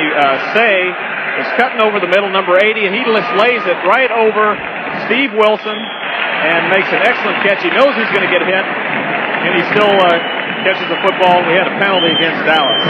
There's Harvey Martin on his rush on that last play. There's the face mask right there. Harvey's been going upfield the whole time, so May got caught. And Harvey started to go inside, and he grabbed him, and I guess it was good pass protection. It worked. At least they didn't catch him. Riggins down to the 30 for a pickup of 4. It'll be second down 6. John Riggins is still hassling his contract situation. It is now in arbitration. It's supposed to be decided next month. And if he wins it, he gets his $300,000 back salary from last year. And this will be his option year. If he loses it, he gets nothing for last year. And he'll owe them another year after this. That's a little complicated. Second down 6. Losing the ball just beyond the Dallas 30. 3.5 minutes remaining in the first half. Harvey Martin getting to Theismann that time just as he delivered the football. And causing that misfire. But I would say the rookie, Mark May, the number 1 pick out of Pittsburgh, is getting a pretty good baptism today. Yeah, Harvey's really coming at him. He's mainly going around him. And May's doing a good job. He's been beat a couple of times and put pressure on Theismann. And we can see the rush here this time. Harvey's going around. Before he gave that move and went inside, Harvey's best rush, Harvey Martin 79, is to get around because he's got the quickness. And he beat May that time and put the pressure and caused the incompletion. 3rd and 6 from the 30-yard line of the Cowboys. Theismann down the sidelines. Intended for Thompson. The pass was out of bounds. Everson Walls, number 24, Cowboy rookie back, was covering. You know, you talk about the Cowboys now being the veteran team. It's hard to believe that 8 rookies made this Dallas squad this year, including 3 free agents. Of course, they brought in something like 105 rookies to training camp. So they figure to get 3 free agents out of it, you're doing pretty good percentage-wise. Here's Mosley. Mosley's been hot in the preseason. He's kicked well. He's one of the real fine NFL field goal kickers. Last year was a bit of an off year, but he's kicking well again. It's a long one, 47 yards for Mosley, and it is going to be short. So the Redskins will give it up at the line of scrimmage. Mosley hit one earlier, but it was wiped out when the Cowboys were penalized, and the Redskins eventually turned it into a touchdown on the pass from Theismann to Washington for 15 yards. 14-7. Cowboys lead it with 3 minutes and 15 seconds remaining. Cowboys go to work on offense. How complicated is this Cowboys offensive system? We've heard so much about it down through the years. Well, it's a varied offense. There's a lot of movement, a lot of shifts, and it's complex on defense also. I remember Bob Lilly mentioned he loved to play on Thanksgiving Day. The coaches didn't have a chance to put the game plan in and confuse them. And it does get confusing at times. Straight handoff up to the 35-yard line. Ron Springs out of Ohio State, who started last year as the number 1 fullback, lost the job to Robert Newhouse, and then got it back in training camp this year. You know, the philosophy is to prevent the defense to recognize your formations and prepare for your attack, so you do the movements, the shifts, and Washington has that with Gibbs. They have a lot of movement. Last year, Washington moved very little. They shifted some. This year, they're moving a great deal. Almost 90% of the time, they have someone in movement to confuse the defense. On 2nd and 4, again, not much deception there, as Springs took the handoff and was wrapped up by Perry Brooks, number 69. For little, if any, gain on the play. We'll call it 3rd down. Cowboys still need 4 for the first at their 36. Well, the reason we started the shotgun in Dallas was to give Fitzgerald a chance to practice a 3rd down snap before the punt. 3 times, sometimes. But it's worked. It's used around the league, and Dallas has used it effective today on some big 3rd down completions. And you're going to be seeing the shotgun again in just a moment, but the 2-minute warning comes first. as everything comes to a halt here at RFK Stadium. Cowboys 14, Redskins 7.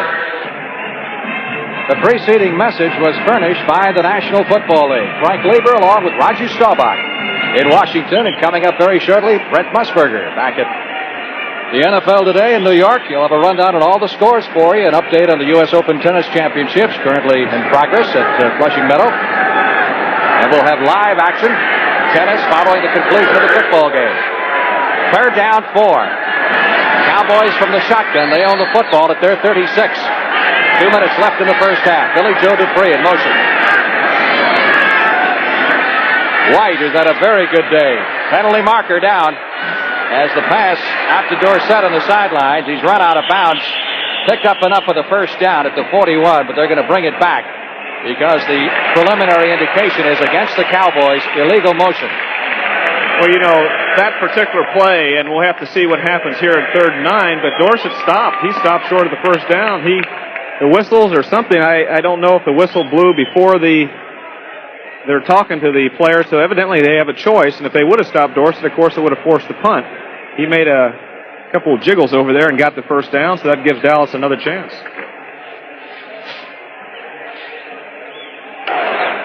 Illegal motion, 33 offense. He moved while there was a man in motion. That tells it all. Gene Barth, the referee. Cowboys penalized 5. Move them back to the 31-yard line. It's now 3rd down 9. White is on the money there. 9 of 12, 125 yards, and 2 key touchdown passes. That's against the top-rated pass defense. The Redskins' strength.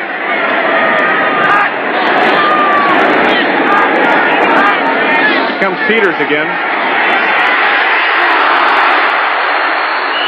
Underthrew the receiver. It was Rich Malott, number 57, who literally, I guess, leapfrogged Danny White. He ducked under him. Still got the pass away, but it rattled him enough that the pass was considerably short. I don't know how he got out of that. There's another blitz. They're trying to force Dallas into a lot of pressure by Peters coming in that left Malott free, and White got away from the trap but couldn't get enough on the football. Metcalf is deep as White prepares to punt. Nice high kick, Metcalf to the near sidelines, and his momentum takes him out of bounds at the 28-yard line.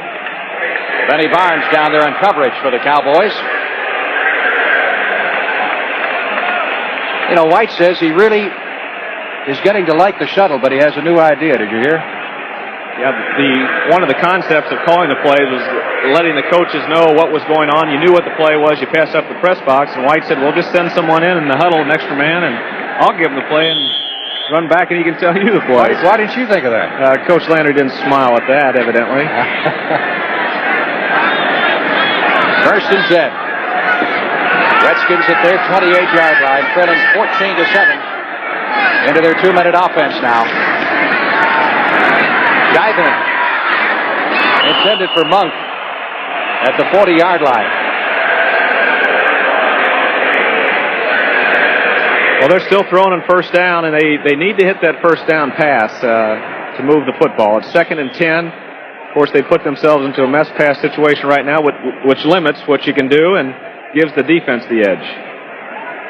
Monk, as we mentioned, was their number 1 receiver, or rather number 1 draft pick a year ago. May was the number 1 this year. Prior to that, you had to go back to 1968, the last time the Redskins had a number 1 pick. 12 years went by. And that's kind of caught up to him now.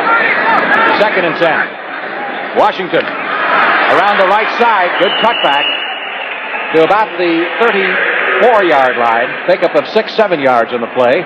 Clock moving along with 1.5 minutes remaining in the first half. That was a good play, Frank. Dallas brought in their pass defense, their extra backs. They had everybody in and weren't particularly looking for the run. And with Washington's speed, he could get to the outside, and he broke it for 6, 7, 8 yards. And now it's back to the offense's advantage. With 3 yards to go, they can possibly get it by the run or they can throw. 3rd down, a long 3 needed for the first down with the ball marked at the Redskin 34. Less than a minute left in the half. Eisman trying to get him at least in field goal range. Completes the pass again to Washington over the middle at the Redskin 45, and now Washington will call time. Well, Joe Washington truly is an all-purpose back. He can run, he can catch. He's been a receiver out of the backfield for Baltimore before he came to the Redskins, and Joe Gibbs is using him today. Theismann hits him over the middle, and Tony Dickerson makes a fine tackle, number 51, even though he was beat, because Washington could have scored into that secondary for some big yardage. You know, Theismann has got to love this philosophy of Joe Gibbs. Theismann said he loved the philosophy, and we talked to him about it earlier, and he said he enjoys being the aggressor on offense, going after a team, not sitting back waiting for the defense to do a job and use an offensive philosophy of not making mistakes. He wants to attack, and that's what Washington's going to be doing this year. That's Gibbs with the headset on. Theismann coming back for a final word. Gibbs has paid his dues, certainly. He's 8 years an assistant in the NFL, 9 years a college assistant. And we had a chance to visit with him yesterday afternoon. Seemed like a very bright guy, a very nice guy, very knowledgeable. And I think he's going to get this offense cranked up. May take a little while. He's confident, but he's realistic. First of all, you have to get to know your team when you come into camp with a new system and know the personnel, the personalities, put in your system, get the cohesion that's needed, offense and defense. So it's a time-consuming process. The offense in preseason didn't score a lot, but you could see the improvement. And that's what the Redskins want to do. They want to improve, and they want to play competitive so they all come together and have an established football team again. 1st and 10, Washington. Redskins at their 45. Big rush for the Cowboys. Harvey Martin got loose, knocked the ball loose, and scrambled for it. It's picked up by one of the big linemen. And he goes down at the 40-yard line. George Stark, number 74, the tackle, picked it up, but they'll bring it back because that is against the rules. You cannot do that. In the last 2 minutes of the half, only the guy who fumbles can pick it up. Here's Harvey Martin coming around May again, number 73, and he just gets around that corner with that speed. And Harvey's asset is his speed. Only the fumbling he gets player around. Theismann should step up a little bit when he knows he's got trouble from the outside. Was the fumbling player, therefore he only can advance. The referee was mentioning, as we see it on the replay, the quarterback fumbled in the 2-minute period. He's the only one that can advance the football. George Stark still will have this highlight as part of his personal highlight films, and no one will ever know the difference. That's known as the Ken Stabler rule. They put that in several years ago when Stabler kicked the ball about 30 yards in the ground and it beat San Diego. They put it in the next season. 2nd down now, 17. Theismann, sideline throw, knocked down in front of Art Monk on a fine defensive play by Steve Wilson. Wilson came to the Cowboys as a receiver a couple of years ago. They converted him to a defensive back. His first start was against the Redskins. I know you're very high on him as a future star. Well, Steve has got good quickness, plus he's got some depth to him. As a defensive back can get beat, he can get maligned, he can be talked about, and he can get discouraged. Steve has got a positive attitude. He's been beat here and there, but he's learning. He's got quickness. He's aggressive, and they think a lot of him. I think he's going to be a fine defensive back. 3rd down, 17. You saw Landry yelling something into his defense. Redskins back at their 38. Need a first down to keep it going. Theismann, look out! Too tall Jones, number 72, as Theismann tried to duck underneath him and was sacked back at the 25. 6'9", 280 coming at you. Well, again, it's Harvey Martin. He can see out of the corner of his eye is making a charge and trying to break inside it. It might have even been a scramble type call where he sets up in the pocket and moves out to the outside after he sets deep. But Jones was not touched, came all the way around and got him late. Now it's the Cowboys who will call timeout with just 3 seconds left in the first half, which means there'll be time for the Redskins to punt, and the Cowboys will have an opportunity at least to return the punt. Well, they probably will put the kitchen sink up there and just go after him with everything to try to block the punt. Or they will try to run it back and set up the wall. So they have 2 options, but there's only 1 play left, and it's this punt. Well, if you block it, you got to pick it up on the same play or run it into the end zone, or the half is out. Well, it's 25 yards, and there's some hope to block it and get it into the end zone. Cowboys have 10 men on the line of scrimmage as Connell drops back. There's Ron Fellows, who is the safety man, standing at the 50-yard line. Watch this Cowboy rush. See if they really come after him here.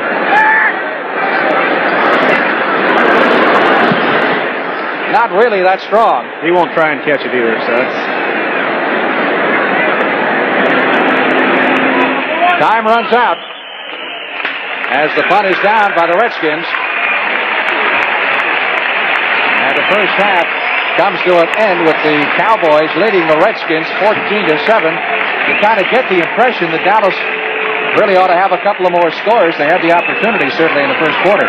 Well, the Redskin defense, they did bend a little bit, but they didn't break. They made some key turnovers, and the offense had the one excellent drive. Dallas did move the ball on the ground and had the best of it the first half, but it was a half of big plays. 3 touchdown passes, 2 by Dallas, and then, of course, Joe Washington skirted in for the Washington score. So it was a halftime of big plays, and, of course, Dallas ran the ball better than Washington. A lot of interesting things coming up at halftime, so stay with us. We'll be back shortly.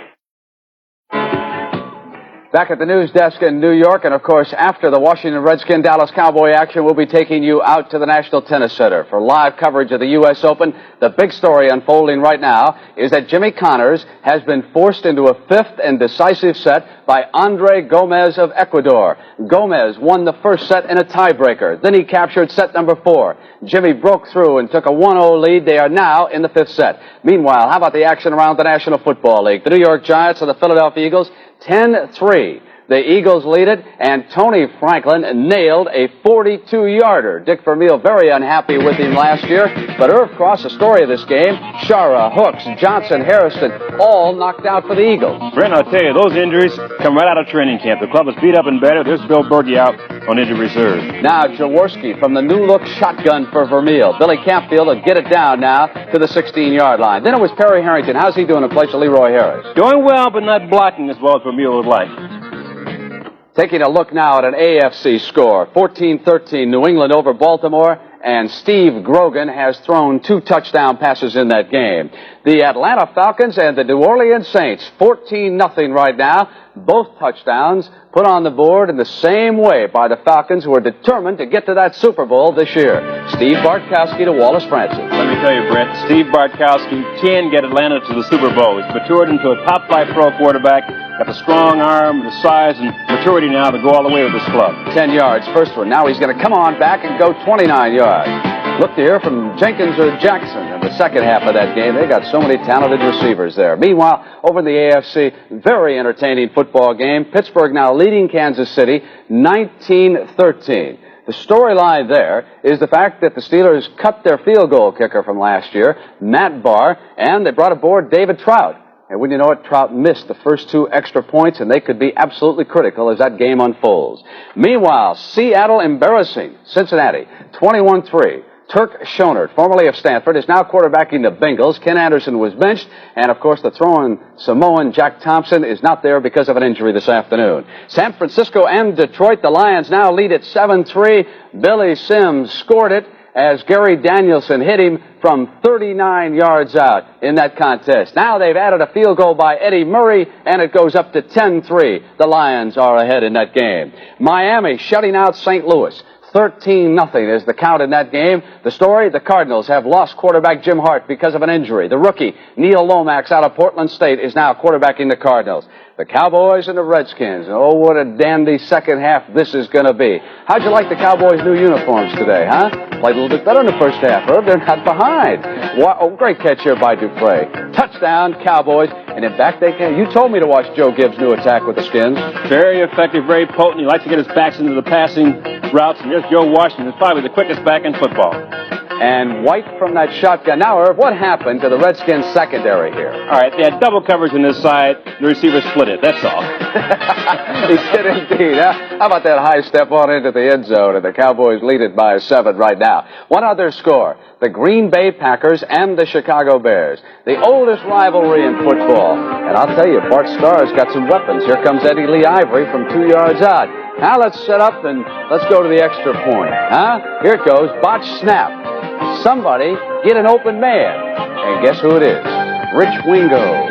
7-0. The Packers with the lead. And the NFL Today on CBS will continue with the Ken Stabler story right after these messages from your local game. Later today against the Rams, Coach Ed Biles kept reporters away from quarterback Ken Stabler. But before leaving home, Biles told Dan Patrick who his starting quarterback will be. Stabler will start for us tomorrow. He's ready to go, and he's put a good week of practice in, and you got to go with your best. It's regular season, and we'll just see how long he can hold up physically. Stabler's old boss, Al Davis, says the Raiders warned the NFL repeatedly that Stabler associated with a known gambler. The NFL denies receiving more than one or two reports. Stabler had this reaction. To source the story, and I understand what's happening with the story, and I've just put it completely out of my mind. I've got more important things to think about and to try to get accomplished than to be worried about outside influences like that. It's too important for the team. It's too important for me as an individual to get myself ready to play. I have a responsibility to 45 other guys to get myself ready to play, and I'm not going to let things like that distract me. And that's the case all week long. I've been concentrating on football. Everybody else has put out of their minds, and we've had a good week of practice, and I think we're ready to play. And it's a shame. The only one that it will really hurt a lot will be me. I have to live with the fact that somebody has put that out, and you're going to get a certain amount of people, a certain percentage of people that are not going to believe it. They're going to say there's no validity to that story at all because they've watched me play and watched my career and watched the way I've tried to play, and they're not going to believe it. But yet, on the other hand, you're going to have those people that say, well, hey, maybe he is that way, and that's just human nature for people to be like that. But I can't be concerned with what those people think. I have to get myself ready to play and put that out of my mind and just go out and play. And I'm accustomed to adverse situations, and I'll be able to handle it. Meanwhile, the NFL's investigation is continuing. And the tennis action is continuing at the National Tennis Center out in Flushing Meadow, New York. Today, it was Jimmy Connors, seeded fourth, against Andre Gomez of Ecuador.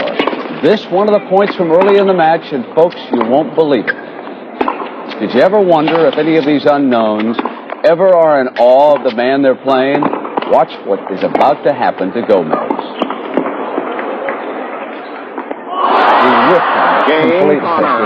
And Jimmy Connors had a delightful reaction, and we will have more tennis action coming up a little bit later here on CBS. But right now, let's send you back to the stadiums.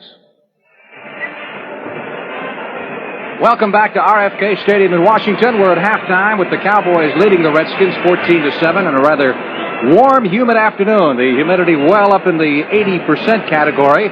And so far, statistically at least, it's been mostly Cowboys, particularly on the run. Dallas has done an excellent job against the Redskins' rushing game. Well, the advantage they've had is been against the run, Frank. They've moved the ball well. The Redskins got one turnover on a fumble, and they've stopped a couple other drives. It's been a half of big plays, though. 2 touchdown passes by Dallas that squeaked in there. One between Murphy almost got a hold of. Drew Pearson made a fine catch from Danny White. Then the Redskins, of course, have scored on a touchdown pass. So it's been a half of big plays. Dallas has had the advantage in the running game. Costly first half for the Cowboys injury-wise so far. They've lost Mike Downs, their starting safety, with a hamstring pull, and Mike Hagman, their starting linebacker, went out with what was later diagnosed as a broken arm, so he's going to be out indefinitely. So 2 starters in that Cowboy defense are out of action indefinitely as a result of the first half's activities today. But it shapes up to be still quite a football game here at RFK Stadium in Washington, so don't go away. Second half upcoming. Cowboys and the Redskins, with the Cowboys leading 14-7. If you would, at the first half statistics, and the big difference right now is in that yards rushing category. Those yards are pretty big yards. They were on first down. That gave Dallas some excellent position to be in some good drives. So that difference is the only difference, really. The Redskins have done a pretty good job, but the possession, time of possession for Washington picked up also. So they started moving the ball in the second quarter, with Joe Washington especially running the ball well on first down. Well, they owned the football for better than 10 minutes of possession time in that second period alone. Leading rusher in the first half, Tony Dorsett, with 11 carries for 62 yards. White, 9 out of 13 for 125 yards and a couple of touchdowns.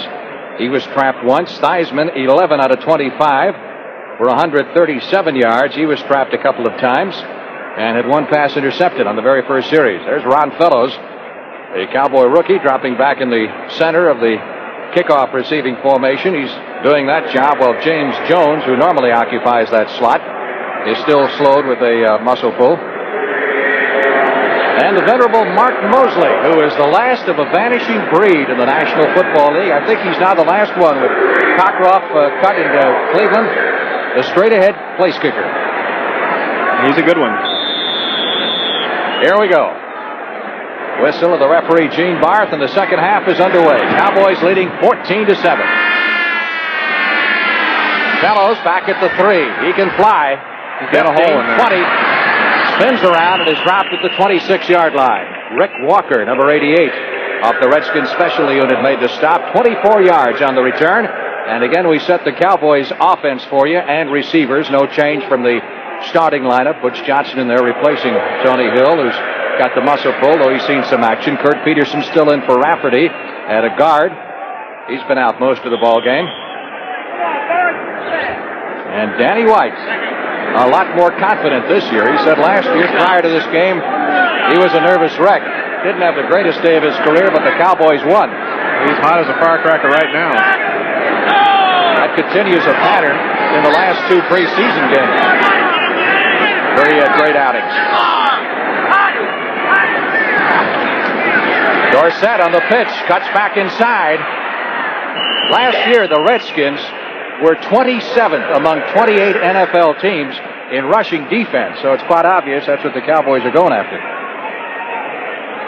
And the Redskins front four, an all-veteran bunch. Dave Butts, maybe the best defensive lineman in there. Coy Bacon, the best pass rusher. The young linebackers, class of 1979. 2 were low draft picks, 1 a free agent. And the veteran secondary with Peters in there now, replacing the retired Ken Houston. Pickup of 9 by Dorsett, 2nd down, 1. Springs fighting for the first down. I believe he's got it. Well, we've had about a half or so now to look at them. What do you think of the Cowboys' new road uniforms? Well, I think they're pretty sleek. They've got almost like designer pants. They're tight, got numbers on the side, and I think Tex Schramm's name is on the back of them. Yeah. Nothing comes between you and your Tex Schramm. That's right. They're good-looking uniforms. They're the blue jersey situation. It's amazing. On the road since 1964, Dallas has been 19 and 23 and 1, and they've been 66 and 31 in white. So there is something to it. They still are blue, but it's a different look, and that might change the jinx on the road. Tom Landry, by the way, says he had no input whatsoever. Didn't really care about the uniforms. Here's Dorsett. 40, 45, 50. Down to the 45 and out of bounds at the 42, and they may tack a face mask on top of that.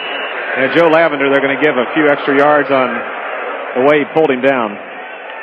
21 yards on the gain, plus more penalty yardage to come. And that will put Dorsett at 92 yards. That's already more than he's ever gained against the Redskins. There's a counter route. Dorsett moves to the right, and he cuts back the other way, and it's a counter that gets the flow going the other way, and then he cuts back inside, and he's got blocking back on the other side, and good block downfield by Butch Johnson to keep Lavender out of the play for a few seconds, and then Lavender got in late and got the penalty.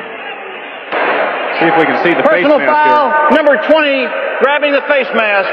First down. Right there. See that right arm on the face mask? Pulls the head around, and that's where the flag was thrown. That moves the ball down to the 28-yard line. A Cowboy first down on their first possession of the second half, and that's quieted the crowd down somewhat. Cowboys return home next week to face another division foe, the St. Louis Cardinals. And the Redskins get the Giants, a team that they've always had problems with. Danny White, sideline throw. Drew Pearson out of bounds at the 11. First down. Lamar Parrish back there defending. Parrish was a doubtful starter as late as yesterday because of a hamstring that he pulled several weeks ago in practice and aggravated against New England. So Dallas having no trouble at all, it would appear, moving the football in their first possession here in the second half. Here's Drew Pearson. It's man-to-man coverage by Parrish. He just runs a deep sideline. He takes him downfield, breaks it off at a set distance, and White releases the ball. Parrish turned to the inside. The ball was there. And it's a good gain against the right defense to throw that sideline down. That's Pearson's third catch. He's caught one for a touchdown for 33 in the first half. Springs to the 9, maybe the 8, before being wrapped up by Carl Lorch, number 71. Cowboys have to get down to the 1-yard line to pick up their next first down. There's Landry over on the far side. He's now got 184 regular season career victories. So this season and next, you figure he's got to get over 200. And there's only 2 other people in NFL history who have reached that plateau, George Halas and Curly Lambeau. Counting postseason games, playoffs, he's already over 200. He's at 201.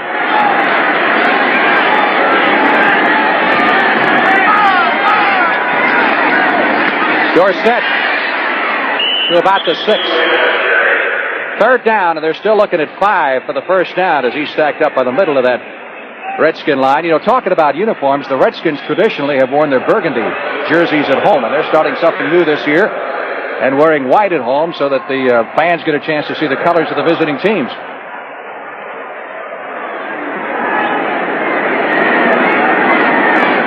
U.S. Open Championships. Could be an upset in the making there with Gomez leading Connors in the 5th set. Third down, 5. Danny White, flag down. Pearson for the touchdown, but there's a penalty marker behind the line of scrimmage. It's against the Cowboys. Wipe out the touchdown. Illegal motion.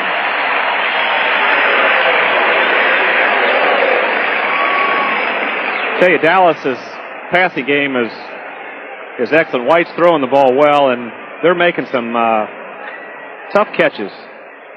When I say tough, there's a defender on him, and it's good concentration. The ball's there, though, and it's been an excellent reception by Pearson. Illegal motion. To be wiped Number out. 33 was not set while the man was in motion. Third down. Penalty is on Dorsett. There's the penalty situation so far. That's the second time they've got Dorsett on that call. That moves the ball back to the 11. It'll be 3rd and 10. They have to get to the 1 for the first down. And, of course, 11 gets them to score. Cosby in motion. White over the middle. Knocked down this time. And a good defensive play by the strong safety, Tony Peters, number 23. As White tried to get it to Billy Joe Dupree. And the field goal unit comes on. That means Raphael Septien. Notice when he came home from training camp here, his wife had a little surprise for him. He sure did. Here's the play again, and this is Dallas's favorite play around the 10, 11, 12-yard line. Have Dupree turn out on the strong safety. This time, Peters grabbed his jersey a little bit there, but got in front of the ball, and Billy Joe couldn't handle it. Septien with a 28-yard field goal effort. His first attempt of the day. Waters to hold. It's good. And Linda, Cowboys put 3 more on the board. Linda, his wife, had a big sign in Dallas that said, "Ole, Raphael, welcome home. I get a kick out of you." Rented a billboard, she did. Cowboys seem to move the ball with comparative ease on their first possession of the second half. 63-yard drive, culminating in the 28-yard field goal. Kick is short, fouled, and picked up by the rookie running back, Otis Wansley. And Wansley, as a flag goes down, is tackled at about the 35. 18 yards on the return. Wansley, free agent running back. Number 77 on the Redskins has got a quizzical look about him, so I don't know if it's on him, but there's a pushing on Washington. Illegal use of hands against the Redskins. It was 77. That would be Darrell Grant. There he is. That happens to you. You want to get over on the bench and blend in with the rest of the folks, huh? Here's the walk-off from the referee, Gene Barth. And we'll get the official call here. We can get the switch on. Illegal use of the hands, blocking above the waist from the rear. 10-yard penalty, first down. Didn't say who, did he? No. First and 10, Redskins at their 26-yard line. They trailed 17-7 here in the third period. Theismann starting off throwing. Thompson once. Going long for Ricky Thompson. Wilson is out there. Wilson intercepted it. Great interception by Steve Wilson, who timed it perfectly and took it away from Thompson at the 13-yard line. He was open. Well, Thompson had a couple steps on him. The ball hung up there a little while and gave Wilson time to close, but the ball also hit Thompson, bounced back to Wilson. So Thompson had a shot at it, and he makes catches like this normally. Thompson is one of those guys that has sticky fingers and catches the ball in a tough traffic situation. Here's Theismann. He just lets it go as far as he can throw the ball. Wilson is now behind. We watch it hit Thompson, bounce back to Wilson, and Wilson concentrates and makes a fine interception. 17-7, Cowboys over Redskins. Back after this.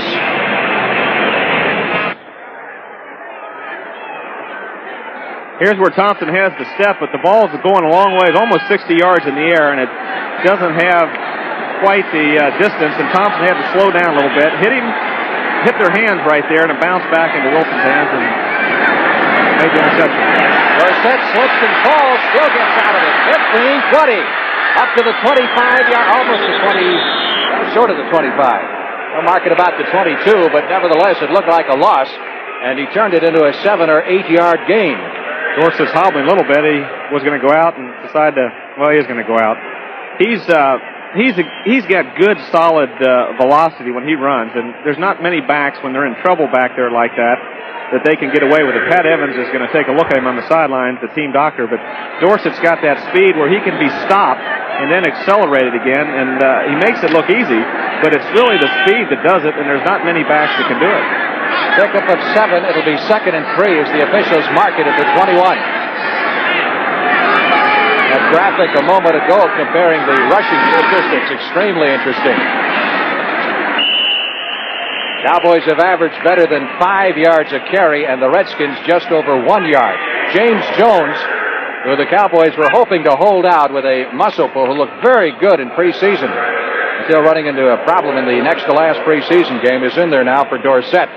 They didn't want him to play today. They kept him off the specialty teams, but he's Dorsett's backup halfback, or they could move Springs over to the tailback position and move Newhouse into fullback.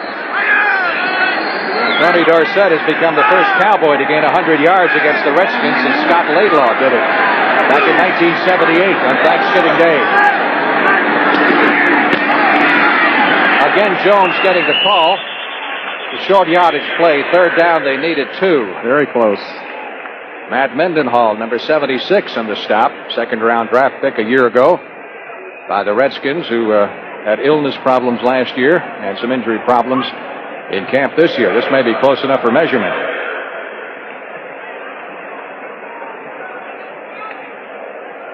Extremely close. I would say it would not, he didn't make it, but it's going to be that tight. He is going to make it. Oh, you changed awful quick there, didn't you? Well, I was looking on the other side where the marker was, and he didn't have it. White just spins around, has Springs blocking for Jones, and Springs gets a nice block on Coleman, and it's just a bunch of bodies in there, and where the referee marks it becomes critical in that situation. Jones bowled away for the first down. Jimmy Connors has gone ahead in the 5th and final set, trying to fight off the upset attempt by Gomez at the U.S. Open. Here's Jones. He gets outside and is run out of bounds near the 30-yard line after a pickup of 6 or 7 by Carl Lorch, number 71. Boy, the Cowboys are hobbling off the field. If they win this football game, it could prove to be a costly victory with Downs and Hagman and Dorsett now on the injured list. There's the Redskin Brain Trust, the man in the yellow shirt, of course, Joe Gibbs, the new head coach. Next Sunday, you and I will be where? In Dallas, as a matter of fact. St. Louis or Dallas. Cowboys and the St. Louis Cardinals. These are some of the other games that you'll be watching on CBS, depending on what part of the country you happen to be living in. Be sure and check your local listings. Danny White, good protection. A lot of time to throw it. Completes the pass for short yardage. He wanted to get a little more than that out of it, but that's all there was. So he took Jones over the middle, and he's dropped short of the 30-yard line. Dorsett and Steve Wilson are both suffering cramps, which is understandable on a day like this. Extremely humid in the nation's capital. Tom Landry. Dorsett's in the background getting some attention over there. It's difficult to say what's wrong, if it's leg cramps or if he actually got a bruised leg. We'll hopefully find out here for you soon. 3rd down. Cowboys need 5 for the first down. Ball is at their 29-yard line. White from the shotgun. Over the middle, and Springs can't hold it. Defended against by Monty Coleman, number 51. I think if he would have caught that, he would have been maybe a yard short of the first down since Coleman was right there. Why would he be there? Why wouldn't he be a little deeper? He should have been a little deeper, because if he's coming over the middle, he's got to at least get 4th and 5, get 6 yards, and he was short of the first down anyway. 8 minutes, 41 seconds left in the 3rd period. Dallas leading 17-7. One of those punts by White went out of the 3-yard line in the first half. Great kick. Metcalf backpedaling to the 26-yard line. And stopped just shy of the 30. 55 on the punt by Danny White. I don't think there's been anybody since Sammy Ball that had the quality of quarterback and could punt like Danny White. You may be right. No change in the Redskins' offensive starters at the so-called skill positions. Here in the second half of play, 1st and 10. They're at their 28-yard line. Riggins trying to get outside. Run out of bounds at the 32 after a gain of 4 or 5 yards.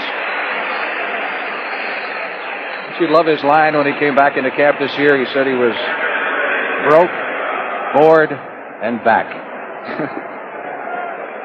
Well, he had 2 seasons previous to last year, over 1,000 yards. He didn't show up last year, and they missed him. Obviously. Personal foul against the Cowboys being walked off by the referee, Gene Barth. A lot of penalties here on both sides. Personal foul, unnecessary roughness, 32 defense, a late hit out of bounds. 1st down. That's Dennis Thurman.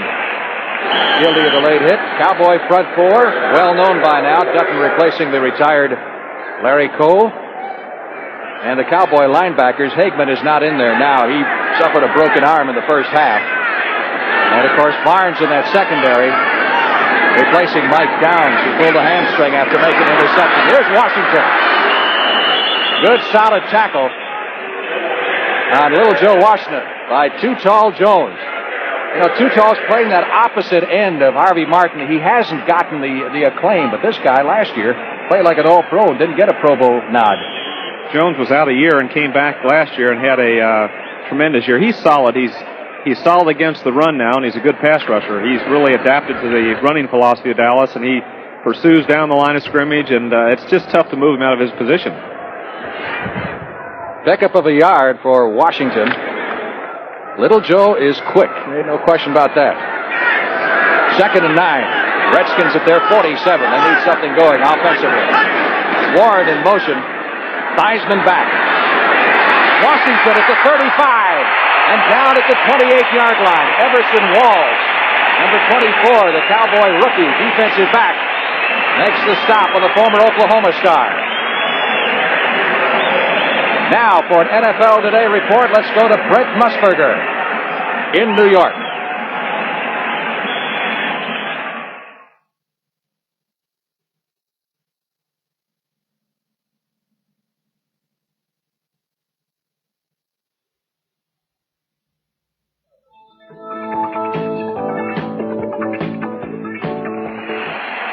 Redskins on the move. Thank you very much, Brent, for that update. Riggins from the 28 to the 25 for a pickup of 3. Bob Brunig, the Cowboy middle linebacker, making the stop. Randy White got over there also. On that last play, we didn't get a chance to talk about. Washington broke to the outside, cut over the middle, and had Walls beat, but the pass protection was excellent. That young line really kept him off Theismann, and Theismann, being a veteran quarterback and a fine quarterback, took advantage of it and popped Washington right on the numbers for a big gain that puts them in scoring range. Double tight end setup for the Redskins. They've got McCrary and they've got Warren, both in there now. Monk in motion. Theismann back to throw it. Big rush by Dutton. He gets it away and sails it over the head of John Riggins. Harvey Martin and Dutton both charging through and pressuring Joe Theismann.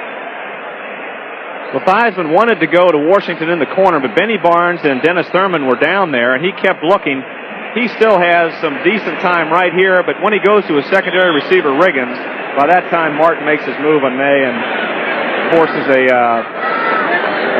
high throw over Riggins' head. Eagles have now jumped in front of the Giants 17-3 in the third period. Clarence Harmon has come into the backfield for the Redskins, who trail 17-7, 6 minutes left in the third period. They've got a 3rd down 7. Theismann delivers, intended for Sade. He can't reach it. The rookie wide receiver, Virgil Sade, number 80. And the field goal unit, headed by Mosley, comes on the field. Theismann's trying to work on the Cowboys secondary, especially the rookies, and Everson Walls was beat by Washington earlier, but he did a good job on Say that time. You know, May really looks like he's having a rough time handling Harvey Martin. Well, May played right tackle at Pittsburgh. He's moved over to the left side. They think he's going to be an all-pro someday, but he's going against Harvey. Harvey's getting the best of it today. That's a 42-yard attempt, and it's good. Mosley hammers it through to make it a 17-10 ball game. Mosley 1 out of 2 for the afternoon after missing a 47-yard shot earlier. Timeout with 5:57 left to play in the third period. Next up, following the football game, you'll see Bjorn Borg, the number 2 seed and the man who's never won the U.S. Open, take on David Carter. So be tuned for the U.S. Open Tennis Championships. Carter's in trouble in his match this afternoon. Here's Mosley kicking off, and now the Cowboys do have James Jones back there. He's their top kickoff returner, 10, 15, 20. And pinned at the 23-yard line. 18 yards on the return. Dexter Manley, number 72. He's one of the kingpins on the Redskin coverage unit. A lot of speed. He's a big guy. He plays defensive end. He's got a lot of speed. This time, Mel Kaufman got a good shot in there. Manley's coming down. We got him isolated. But it's Kaufman that comes in that puts the hit on Jones with the help of Manley, and Harmon's in there also. Manley is 6'3". Watch Kaufman, bam, hits him right there. Talking about Manley, though, he's 6'3", he's 245, runs the 40 in 4.5. And Connors has gone ahead of Gomez in that fifth and deciding set. Dorsett is back in the lineup.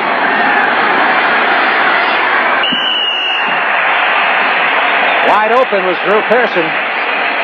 Lavender covering him. Now let's go to Brent Musburger in New York for an NFL update. The Atlanta Falcons and the New Orleans Saints. The storyline, the Saints now under Bum Phillips' direction, but they trail by 2 touchdowns. Archie Manning pulls out, completes one on the flat. The ball is coughed up. Kenny Johnson scoops it up for the Falcons. It goes 35 yards for a touchdown. Atlanta now leads New Orleans 21-0. Let's go back now to Frank Lieber. Thank you very much, Brent. First down, or rather second down now for the Cowboys in 10 with the ball at the 22-yard line. And the crescendo of the crowd is beginning to rise. Dorsett breaks a tackle in 2 and picks up a first down to the 34-yard line. Tony Dorsett, who is already over 100 yards rushing. Great balance.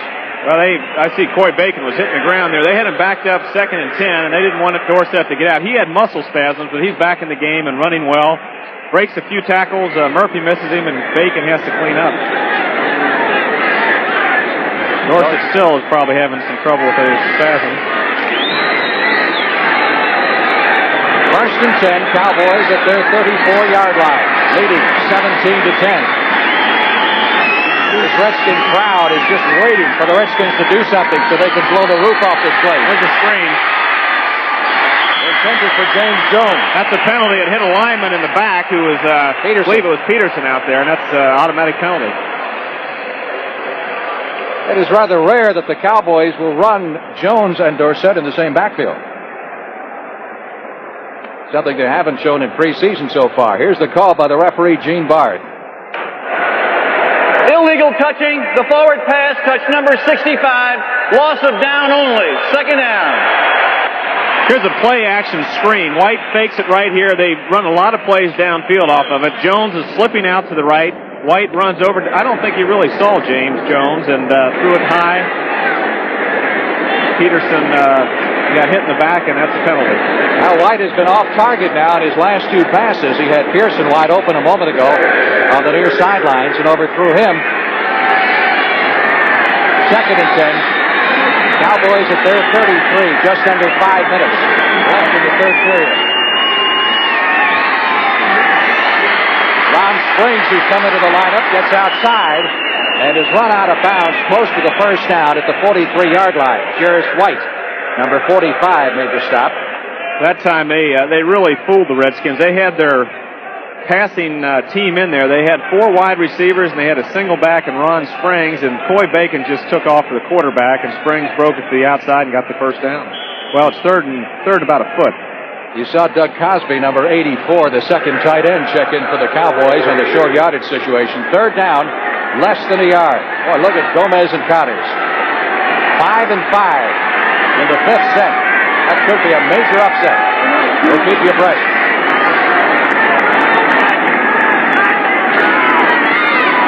First down plus.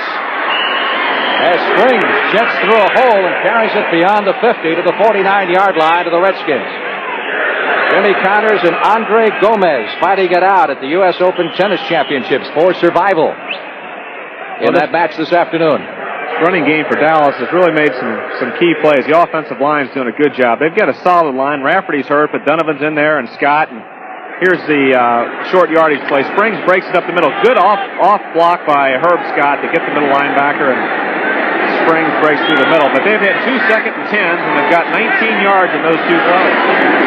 First and 10 from the Redskin 49. Cowboys playing ball control here in the third period. Jones down to the 42-yard line. Good block behind Kurt Peterson, leading the way. You know, Landry had that line about Peterson, which I thought was interesting, having never heard Tom say that before, that Peterson was the most improved player over 1 year he's ever seen. James Jones, that's right. They think a great deal of Peterson. He's also the strongest Cowboy as far as the getting the weight over his head on a clean. So he's big, he's strong, and he's young, but he's learning quickly. Second down 4, making his first start today, replacing the injured Tom Rafferty. Ball is at the Redskin 42. Not much there. A couple of yards to the 40-yard line, and almost a bobbled handoff, a pitch out rather, by Jones. Good penetration by Okowitz. They were blitzing the second down, and he came through all the way. Watch the linebackers. Everyone's blitzing. It's a triple blitz by all 3 linebackers. You have 7 men rushing. Okowitz breaks through, gets the hand, and slows James Jones down, and Bacon's there to prevent the first down. Again, third down and short yardage. Cowboys need 2 now for the first down with the ball at the Redskin 40. Cosby is in. This time, though, instead of a double tight end situation, he replaces Billy Joe Dupree. And some confusion because the Cowboys are calling time. And White wants to go over to the sideline to have a word with head coach Tom Landry. 2 minutes and 43 seconds left to play. 17-10, Cowboys lead it.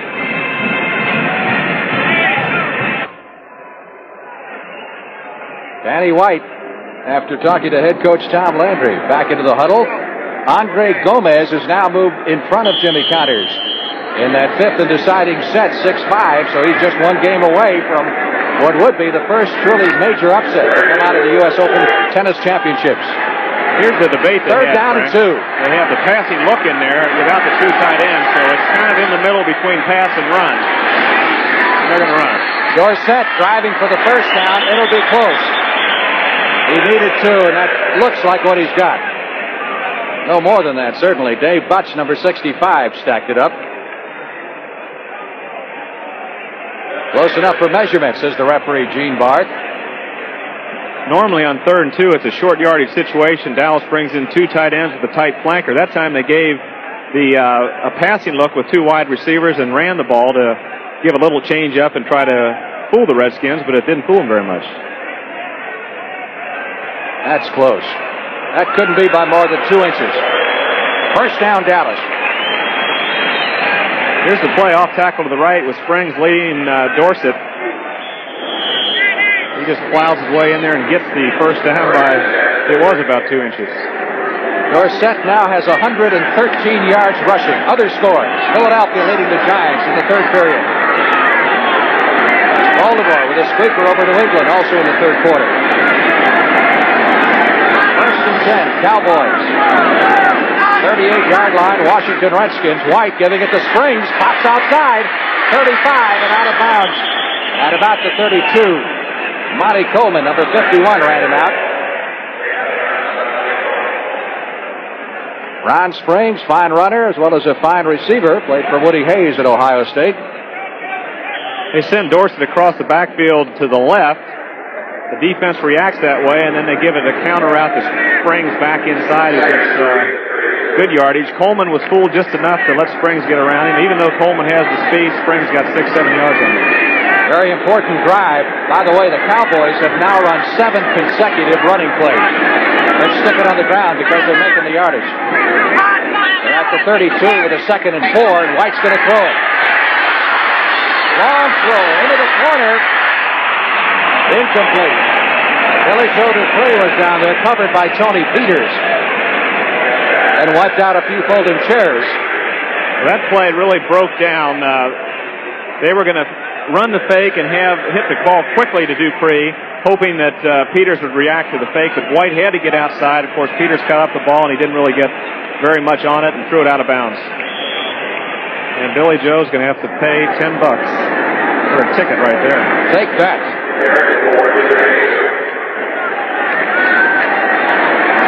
That sets up 3rd down. Dupree out of the ball game now. 3rd and 4. Dallas from the 32-yard line to the Redskins. Redskins crowd is roaring. The Redskins to hold him. For Butch Johnson, try it down. Incomplete. Penalty marker down at the 15-yard line, where you would normally see pass interference called one way or another.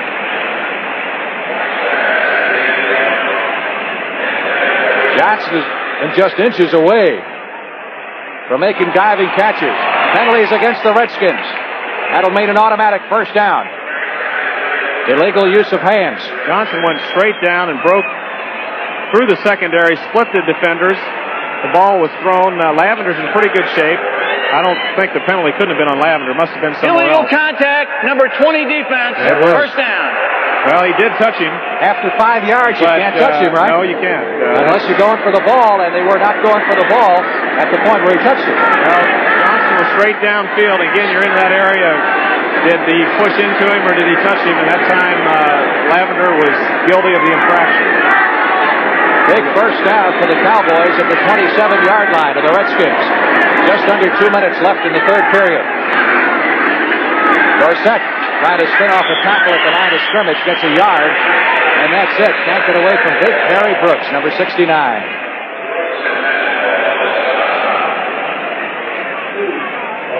Redskins of Mendenhall, the young 2nd-year rookie, was on the injured reserve list most of last season. In that defensive line now. Malott, who was hurt earlier, has come back and played most of the game. So has Parrish. Officials give Dorsett 2, make it 2nd and 8. Dorsett, 18 carries, 117 yards rushing.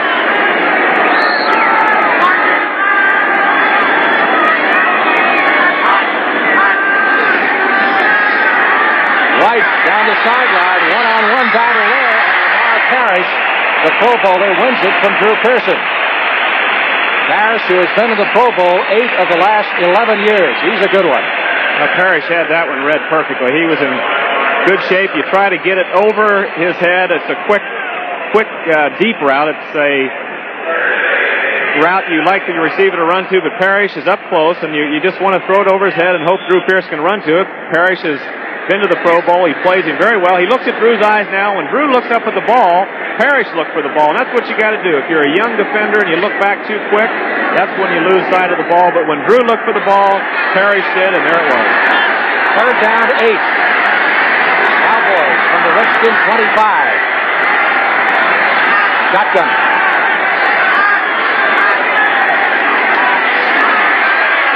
Now it's a mix-up over there. Tony Hill was in the general area, so was Dupree, but obviously there was a misfire. Connors has come back and won the 12th game in the 5th set at the U.S. Open Tennis Championship, so they go into a tiebreaker now to determine who wins that match. Connors and Andre Gomez fighting it out to advance to the next round. Septien has come on to try a field goal here.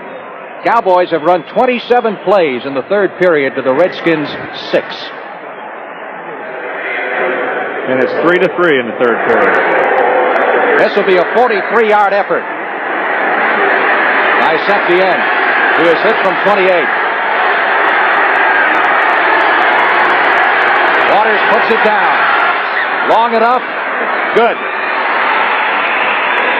So Septien, who himself has been troubled throughout preseason with a groin muscle pull that had just started to respond, connects from 43 yards out, and the Cowboys once again have a 10-point advantage, 20-10, with 56 seconds remaining in the third period. And again, that quiets the crowd down a little bit.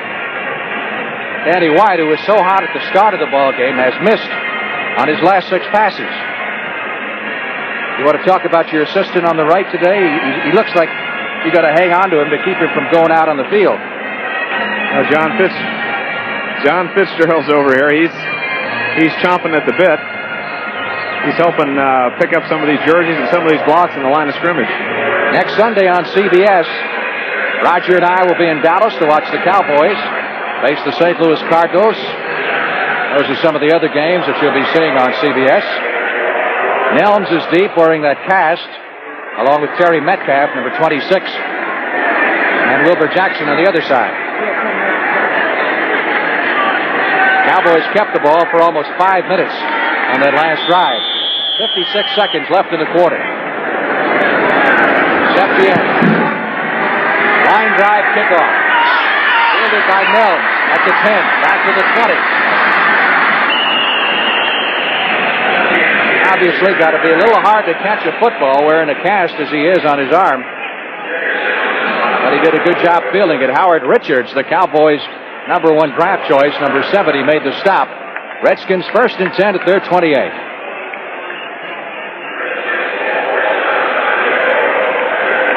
Washington gets the Giants here in Washington next week. Then they play at St. Louis and then at Philadelphia. So they're going to have a pretty good idea of where they are in the division after the first month of the season.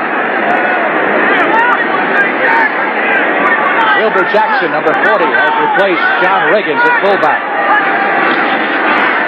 Theismann trying to connect, and he's got Washington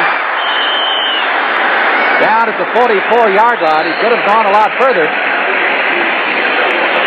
Boy, he was wide open. Here's the route. They've got a wide receiver, Ricky Thompson, straight down the field. There's Wilbur Jackson, number 40, out in the flat, and Washington's on a cutout route. He's right over the linebacker. D.D. Lewis doesn't know whether to go up for Jackson or go back for Washington, and he hits him right in the seam. Here's May and Grimm over there blocking. They got a little help from the tight end this time. It passes to the other side, so they keep Warren in the tight end, and Randy White still gets some pressure on Theismann. First and 10. Redskins at their 44-yard line. 5 seconds left in the quarter as Theismann back to throw it again. Down the sideline and completed. Again, it is Metcalf on the reception at the 34. First down. Cowboys are having a tough time covering these backs coming out of the backfield. They're working a little bit on Dede this time. Again, it's Metcalf to the other side. The play-action fake gives you a little bit more protection. Bruning was blitzing, number 53. Gets in late. And Metcalf is on Lewis out in the flat and makes a nice catch. Good throw by Theismann. Benny Barnes makes the tackle, number 31. That's the end of the third quarter with the score. The Dallas Cowboys 20 and the Washington Redskins 10. We now pause for a word from your local station. Welcome back to RFK Stadium. Take a look at the job the Redskin rookies did on Randy White on the last play before the end of the quarter. Both May and Grimm were blocking on White. Harvey was in. They had the center pulling out Bostic. Got Martin, and then they just took Randy White, doubled him right there, and took him out of the play, and there's Metcalf going down the sidelines. But Randy is stopped by those 2 young rookies, and they're battlers. Those guys have been battling the whole day, and they're learning right well. Redskins on the move with a first down at their 43, and the handoff is to Wilbur Jackson, who crashes up the middle inside the 30-yard line down to the 26. Wilbur came over last year from the 49ers, had a good year for the Redskins, over 700 yards rushing. He can catch the ball. He's had an excellent training camp. He's played very well. They got Riggins back, so he's been alternating with Riggins. This is his first action today, and he busts up the middle for about 7 yards. Now the U.S. Open tennis match, Jimmy Connors is ahead 5-4 in the tiebreaker. Here's the difference in experience, these 2 clubs. That's years in the lead. On 2nd and 4, Theismann being run down by John Dutton, gets rid of the ball. And that's a wide-open interception for Everson Walls, the rookie, who is a Cowboy defender, a young man from Grambling who led the nation in interceptions last year. who's been in the right place all year. He's had an interception or a fumble recovery in every preseason game. You can see that one coming. This play was in trouble from the start. The Theismann cannot get outside. He's dropping back to rush outside, but there's Martin. Martin, once he gets the angle, and Jones, then Theismann doesn't have much of a chance. He just throws it up for grabs, and poor decision by Theismann. Good interception by Walls.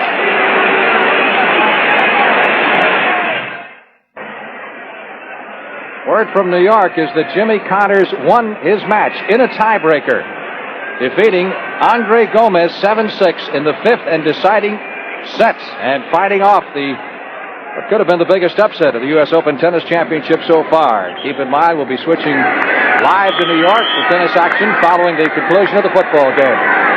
Well, Walls with the interception, the Cowboys' second of the day off Theismann, puts Dallas in shape for the first down at their own 9-yard line, thwarting that serious Redskin drive.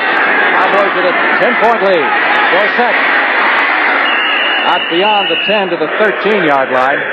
You know, Walls is a rather amazing young football player. Tom Landry told us this week there are just some guys who just seem to have a knack for being around the ball and always wind up making the interceptions, recovering the fumbles, and it's unexplainable as to why the same guys do it. Well, that's why you have some of your lower round players and free agents that make a team, because it's the intangibles that players have that you don't realize until they get an opportunity. And Walls was drafted low. Downs was a free agent, but they had the ingredients, and they're on the football team. Second down, 7. Cowboys stick it on the ground, give it to Springs, 1 yard and no more. Redskin defensive line doing a job now. Dave Butts and Perry Brooks up the middle on the tackle. Well, Lorch and Butts are just going head-to-head here, and they just stop the middle. And Butts comes off his block and makes an excellent tackle on Springs.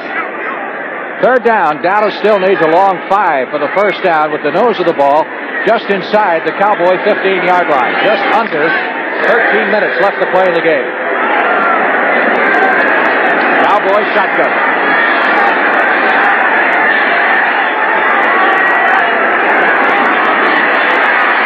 Good protection for White. Now he's in trouble. A flag goes down as he dumps it out to Dorsett. 10-15 and out of bounds at the 20-yard line. He would have picked up the first, but there was a marker down behind the line of scrimmage where they usually detect holding. And that's what it's going to be.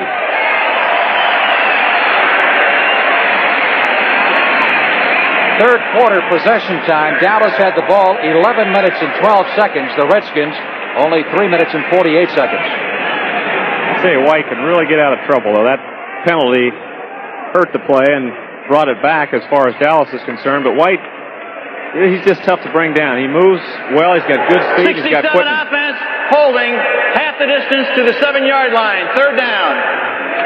Pat Donovan, Pro Bowl left tackle of the Cowboys, guilty of the holding call, half the distance to the goal penalty. Moves it back to the 7. It'll be third down and 13.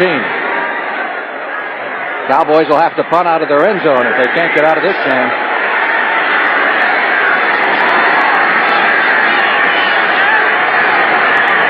Well, there's big plays in every game and every quarter, but there's none bigger than this as far as the Redskins are concerned. With a sweep. Inside handoff to Dorsett. He is stopped short of the first down at the 14-yard line. Dallas made the decision to take a risk on not getting the first down, but get some breathing room to punt it out of there. Dorsett comes inside. It's a running play. He was nothing to the outside. He broke back inside. Really didn't have any blockers in front of him, and it's a swarming Redskin defense that brings him down. Danny White, who authored a 55-yard punt on his last effort, is standing a yard deep in the end zone. Metcalf is deep for the Redskins. Again, a nice high kick. Metcalf fumbles it at the 40-yard line, and the Cowboys have recovered. Well, Donovan held, and now he recovered the fumble. He really moved down there. 45-yard punt. And Metcalf looked like he had trouble all the way. I saw the 7, but it might have been Salty, number 87, in there. Yes, it went right through Metcalf, and Salty recovered it. Salty's been out of action for several games because of an ankle. Well, the one rap on Metcalf always was that he put the ball in the ground, even with St. Louis. But he's such a great all-around back, and the Redskins were happy to have him. In fact, Joe Gibbs said he was the best conditioned athlete he'd ever seen come into a training camp this year. Yeah, he's been a leader on that team also. He's had a great attitude. He's worked hard, and Joe Gibbs feels he's back to where he was a few years ago with the Cardinals. Turnovers will kill you every time. And Dallas leads in that department 4-1, and on the scoreboard 20-10. Ron Springs up the middle down to the 36-37 yard line of the Washington Redskins. That's tough on that defense. You hold a team down there, you do your job. Once you're inside that 10-yard line, you don't want a team to get a first down and make them punt. The defense did their job, and now psychologically it's kind of tough for them to come back on the field after a turnover. Landry 16 wins short of that coveted 200 mark. Some people have predicted he might retire soon. I would say he'll be around it. He's well over 200 wins. Play action territory here. 2nd and 5. White unloads it. Got a man out there. Tony Hill. Pearson, rather, and it's interference. Lamar Parrish shoving off on Drew Pearson. So the Cowboys will have the first down around the 12-yard line as a result. Defensive pass interference, number 24, first down. I think Parrish thought he was beat worse than he was, and he didn't see the ball, and he ran into Drew. Right here, he tries to hit Pearson, hits him downfield, does a good job on him. Pearson breaks it out. He thinks he's beat. He doesn't see the ball, and the ball is actually a little bit short. And he gets in the way of Pearson, and you got a right to the ball, but you cannot get in a man's face if the ball's not to the receiver yet. And he was pushing him and had that arm up in his face. Again, he looked to be watching his eyes there, but his timing was just a little bit off there in his leap. And he went into Pearson. Officials mark it at the 13-yard line. Cowboys trying to administer what might be the coup de grace here. Still 11 minutes to go. Dorsett over the 10 down to the 9-yard line. Speaking of Drew Pearson, he has undertaken a new off-season career. He's a sportscaster at the CBS television station in the Dallas-Fort Worth area, KDFW, and is thinking about making it a career afterwards. Does a good job. He's had a radio program for years, and now he's into TV, and he likes it. He's doing a good job at it. Figures on Danny White so far, passing at a 50% clip. A lot of penalties on both sides. The Redskins, the most penalized team in the league last year. Looks like they're picking up where they left off. 2nd and 6. Springs. They're about the 7. Carl Lorch making the stop. Cowboys, as you're probably aware, have won 16 straight opening day games. So this one would make it 17 in a row. They haven't lost on opening day in the NFL since 1964, when the Cardinals beat them 16-6 in the old Cotton Bowl. Look at the difference in the rushing yardage here. Well, the difference on this one play right here is if they get the first down, they can get out of the 2-touchdown lead area. If they don't make it, the Redskins still have a chance by scoring 2. 3rd down. They need 4 for the first down. Danny White to Dorsett, and he is caught at the 5-yard line, short of the first down by safety Mark Murphy, number 29. And Murphy, again, there was a blitz, and Murphy had Dorsett man-to-man, and he got over there quickly and did an excellent job because Dorsett was bound for the goal line, but Murphy really showed he anticipated, though. He realized that he was vulnerable to that weak side with the blitz, and he had Dorsett man-to-man, and he got over there quickly. It's got to be a little frightening to have Dorsett one-on-one. You know he's going for a touchdown if you miss him. Good tackle. Here's Septien. He is 2 out of 2. 24-yard effort this time. Waters holding. He's hit from 28 and from 43, and that's just a chip shot. Nothing to it. So Septien has kicked his 3rd field goal of the game, and the Cowboys lead the Redskins 23-10 with 8 minutes and 47 seconds remaining. Septien getting ready to kick off. Short scoring drive by the Cowboys, set up by the fumble recovery by Jay Saldi. after the punt to Metcalf.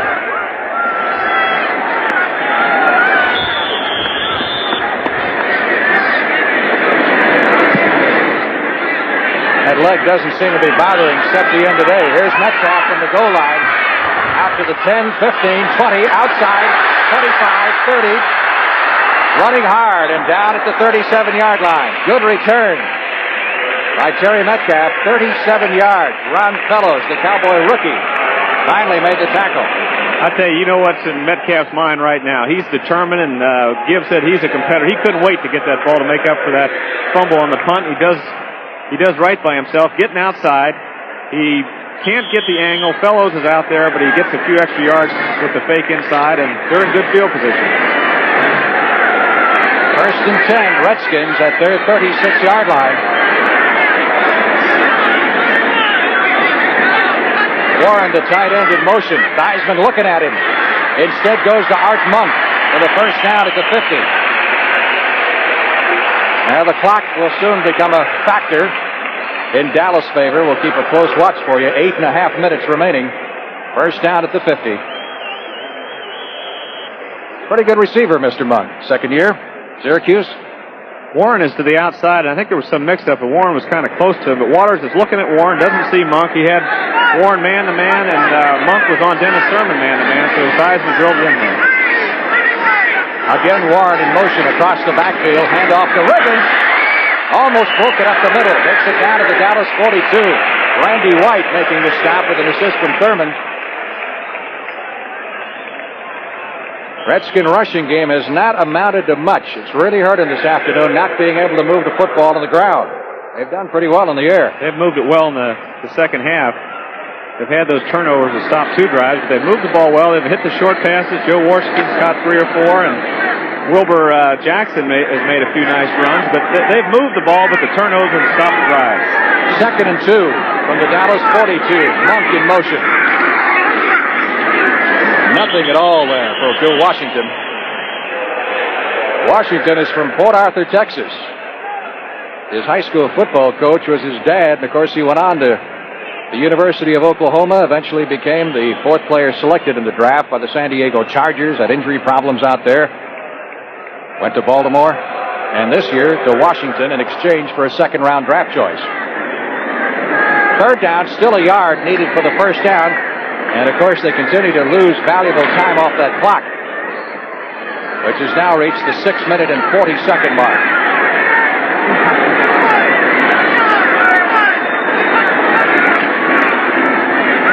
Here's Washington. Wants to throw the option. Wide open is Warren. He's at the 20. Warren, the tight end, is finally dragged down at the 9. Benny Barnes saves the touchdown. He was so wide open, it was unbelievable. 32 yards on the play. I'm sure they've been waiting all day. When you put those special plays in, you're waiting all day to use them in a critical situation. This was it. 3rd and 1, and Washington goes to the outside. They have 3 tight ends in there, or 2 tight ends, Warren and McCrary. Warren just kind of blocked, then slipped out to the side, and no one was watching him, and Benny Barnes got over there late. First and goal to go. Redskins at the Dallas 9. Quick score here, and things could get interesting once again. Washington in motion. Theismann hands to Riggins, looking for a hole. Down to about the 6. Randy White making the stop. Big John Riggin, gentleman farmer from Centralia, Kansas, who had a big day against the Cowboy player shaking up a little bit. Randy White certainly is. Riggins, I started to say, had a big day against the Cowboys the last time he played against them, which was in that 35-34 game in Dallas season before last. The head coach of the Washington Redskins, Joe Gibbs, as Randy White will need some assistance from the field after that collision with John Riggins.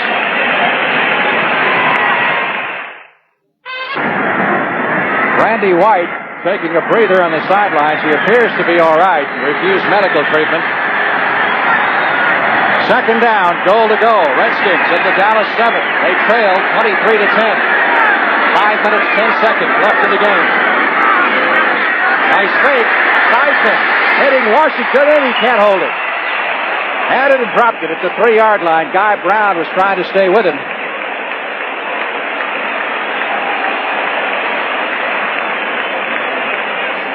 It'll be 3rd and 10. I don't think a field goal is going to help you much here, do you? No, they've got to go for the touchdown now. It's 3rd down. They've got 2 downs to do it. That was just a play-action fake, and Guy Brown was on Washington pretty good. If he would have caught the ball, he would have probably fallen out of bounds for a yard gain. Other scores? Baltimore didn't win an exhibition game, and they're coming out strong in the opener. Look at Atlanta. Bum Phillips is sliding out. It's a little tougher with the Saints than it was with the Oilers. Big play, 3rd and goal, 4-yard line. Theismann looking for 6 over the middle, intercepted. Dennis Thurman. Thurman out to the 10, 15. Theismann trying to head him off. Thurman to the 40. He may go. He needs 1 block. He gets him. Washington trying to run him down. Thurman is caught at the 4-yard line by Joe Washington. A 90-plus interception return. And now the booze rain down. I'm sure they're directed in Theismann's area. His 3rd interception, 97-yard return. Well, Thurman's got the back of that end zone as a defender also, so he's kind of playing in the middle, but he's playing up tight. And he saw the pass all the way. Theismann looking inside and stepped in front of the receiver. And again, this is what Thurman's done well for Dallas, making the big play at a critical time. A good block on Theismann. He's the only one that had a chance. Tony Dickerson made the block, and Joe Washington shows some speed here, though, because he catches Thurman from behind and saves a touchdown. You talk about a turn of events. All of a sudden, the Redskins looked like they were about to get back in the ball game, and now it's the Cowboys with a 1st and goal from the 4, with 4:49 left to play in the game. Dallas was playing St. Louis last year, and St. Louis had things under control, looking like they're going to go in and score, and Thurman did it the other way for a touchdown. So he's got a knack. He's another one of those guys. Always lines up around the ball. Dorsett and Springs in the backfield behind Danny White. White on the rollout. Incomplete. At the 2-yard line. There's Thurman. I imagine he's really got to catch his breath, as humid as it is here today after running that distance. Billy Joe Dupree was the intended receiver. Oh, my. It's a big swing. The Redskins score. They're in a touchdown of winning the game with about 4 minutes and 40 seconds to go. So Thurman gets things turned around for Dallas.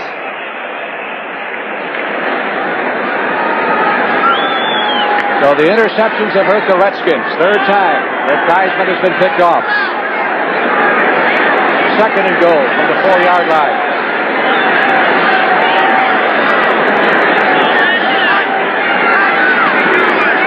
Ron Springs big hole for the goal line and gets down to about the 1. Dave Butts making the stop for Washington.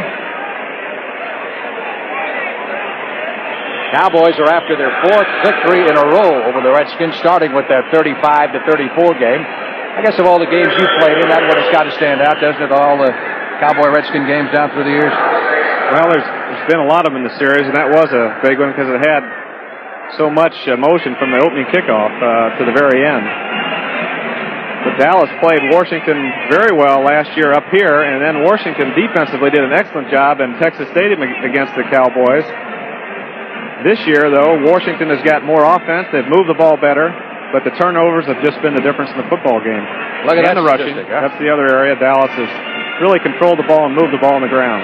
202 yards rushing for the Cowboys. Dallas has not won back-to-back games at RFK Stadium since 1976-77. And the gentleman on my right was running the attack. Always seemed that the Redskins would win in Washington and the Cowboys would win in Dallas for years and years.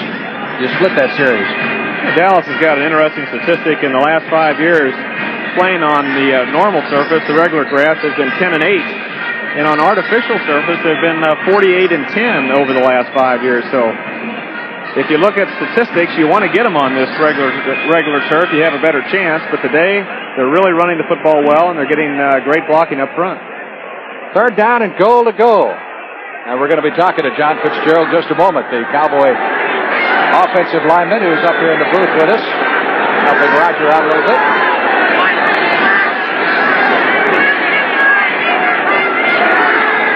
Springs. I don't know if he got in. I don't believe so. Neil Olkowitz, the middle linebacker, filling the hole. I mentioned Theismann throwing 3 interceptions. He has actually thrown 4. So let me correct myself in that area. 4 interceptions for Joe Theismann today.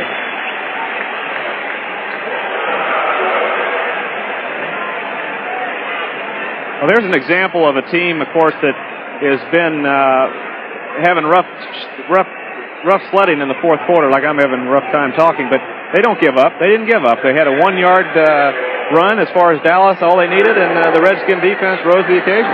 Septien trying to go 4 for 4 in field goals. This is like an extra point. 18 yards out. He's got it.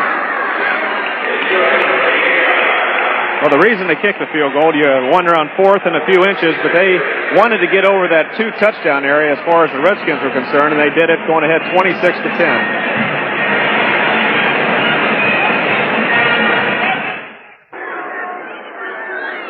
Very short scoring drive by the Cowboys that time. Septien getting ready to kick off. He's kicked 4 field goals. And this Redskin crowd is now quieted down. Metcalf from the 5 back to the 15 and is tripped up at the 25-yard line. I know some guys take care of their offensive linemen, and Mr. Staubach has. He invited John Fitzgerald up to the booth today, huh? Well, he's helped spot, and Fitz has had a injury situation. He has injury reserve right now, and I tell you, Fitz, the Redskins have done a good job in the past against the Dallas rushing game. What's different today? Well, Roger, I don't know. It's a whole lot of different things. We came in and worked hard, to get the rushing game going, but it's a lot of good work and good running by the backs. You mentioned earlier this week there was no way they were going to keep you out of Washington this week, huh? Well, I was going to figure out a way to get up here, and that's when I remembered that yourself and Roger were doing the game, so I called Roger up quickly. Well, we're here as objective observers. Fitz is not. But the Redskins, one thing they wanted today, they wanted to show that even though they have a young team, they have a fighting spirit, and they have had a fighting spirit. They have had a lot of turnovers, but they haven't given up, and they've played Dallas tough, other than the turnovers. Here's Metcalf on the receiving end of that pass and run out of bounds at the 40-yard line. You know, Fitz, the Cowboys do such a great job in taking defensive linemen and making offensive linemen out of them, like yourself and several others. Well, we've got a couple more that, are coming up, and I guess you don't have any bad habits on offense because you've never done it, so, they can form all your habits right there. How tough is that blind snap on the shotgun for you? Well, for me right now, after doing it for so long, it's not difficult at all anymore. 1st and 10, Redskins at the 40. Flag down as Washington carries to the 44-yard line. That's the reason they moved John to center from the defensive line, I always heard, was that he was the only guy on the team that wasn't ticklish. Is that right, Roger? That's probably true. 3 minutes and 9 seconds remaining. Penalty yardage being walked off against the Washington Redskins. To move it back to the 30, here's the call from the referee, Gene Bard. 68 offense, holding, still first down. Herb Scott. On defense, you don't like to give up big plays. Big plays are plays in anything maybe over 10 to 15 yards, and Washington has hit a lot of big plays today. They've had excellent opportunities down in close, and of course that last interception really was the killer for them. Randy White, by the way, is back in the Cowboy defensive lineup. Look out, Harvey Martin almost got Theismann. Then Randy White almost got him, and he got the pass away nevertheless. McCrary completes it, and Waters makes the hit. They nearly took Theismann apart. First of all, Martin, then Randy White, working over those rookie offensive linemen. Mark May is given it a battle today. Harvey's got the best of him, but they'll have a lot more confrontations, and might be a different story some other time, but Harvey was in there, and Randy White, who came in and hit Theismann late, but Theismann got the ball out to McCrary. Harvey has had a big afternoon. Here he is. Again, May was a right tackle at Pittsburgh. They think he's going to develop into one of the great tackles in the league, but he's having his trouble at left tackle today. On 2nd and 15, Theismann looks right, then goes left. Now he's in trouble. Finally throws it away, intended for no one in particular, and the Cowboys would like to see an intentional grounding call, harassed by Larry Bethea, number 76, and again Randy White, number 54. Thing about White, I love the line of Tom Landry. He says Randy White goes out 110% every play of the game, no matter what the score is. A lot of people compare him to Bob Lilly, but even Landry says that Lilly used to let up a little bit when the score got out of hand and the victory was there, but not White.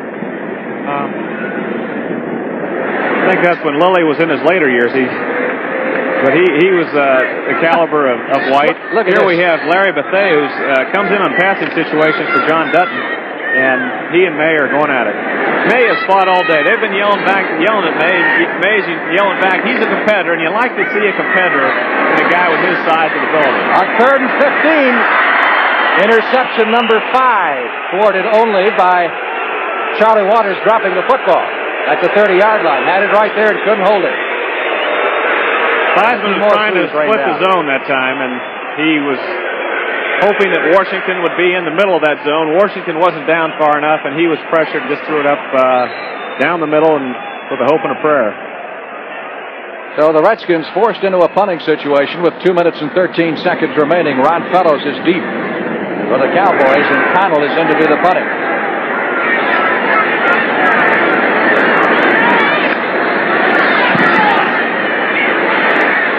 High boot. Fellows, 20, looking for running room up to the 25 to the 27-yard line. Boy, it's amazing to see Manley run down, covering those things. Wansley made the tackle there, but here's Manley, the outside guy, the release man for the Redskins on the right side, 6'3", 245, and runs the 40 in 4.5. You just don't see guys that big as release men. You see the small, fast men.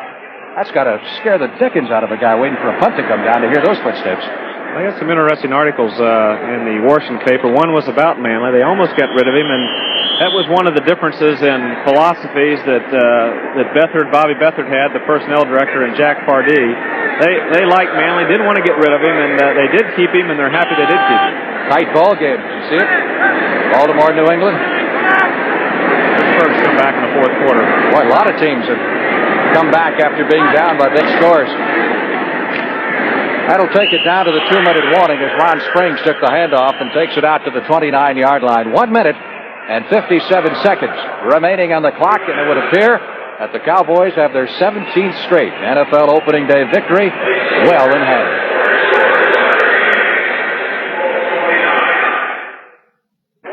Don't forget, the action continues right after the game. U.S. Open Tennis Championships, number 2 seed Bjorn Borg and David Carter are scheduled for live action this afternoon. Coverage continues tomorrow.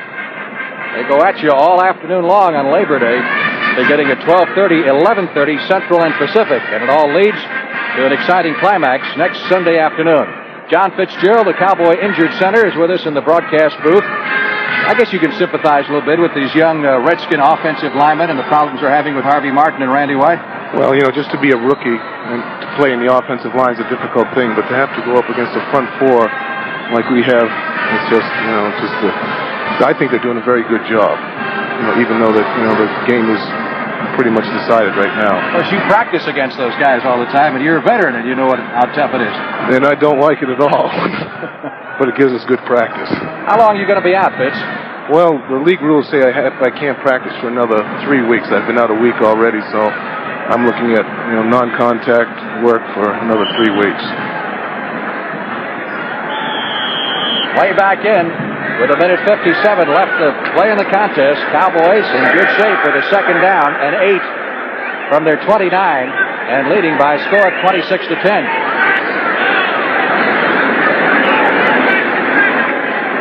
Robert Newhouse making his first appearance of the game, takes the handoff. Newhouse, who lost his starting job to Ron Springs, was hurt early in training camp and never really had a chance to be healthy enough to fight back. Redskins called a timeout. Of course, the Cowboy center with John Fitzgerald out of there is Robert Shaw, number 52. Pretty good young player. I'll tell you, he's a young player, but he's improved over this past year, and I think he's doing a real fine job, and he's going to be playing for the Cowboys for an awfully long time after I retire. He was the number 1 draft pick of the Cowboys a couple of years ago, and really started coming on in the second half of last season. Robert Shaw. And what's the old line about a center? About the only time a center, best place if you rob a bank to hide would be as an offensive center on a pro football team. because you never get any notice unless you're holding somebody or snapping the ball over the punter's head. Only two people who remember centers. That's their mothers and other old centers. The executive producer of NFL football is Terry O'Neill. Our senior producer, Charles H. Milton III. Today's game produced by Michael Burks, directed by Sandy Grossman.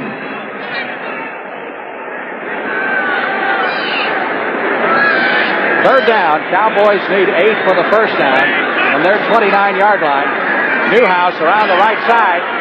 Monty Coleman rides him out of bounds. That'll stop the clock with 1:43 to go.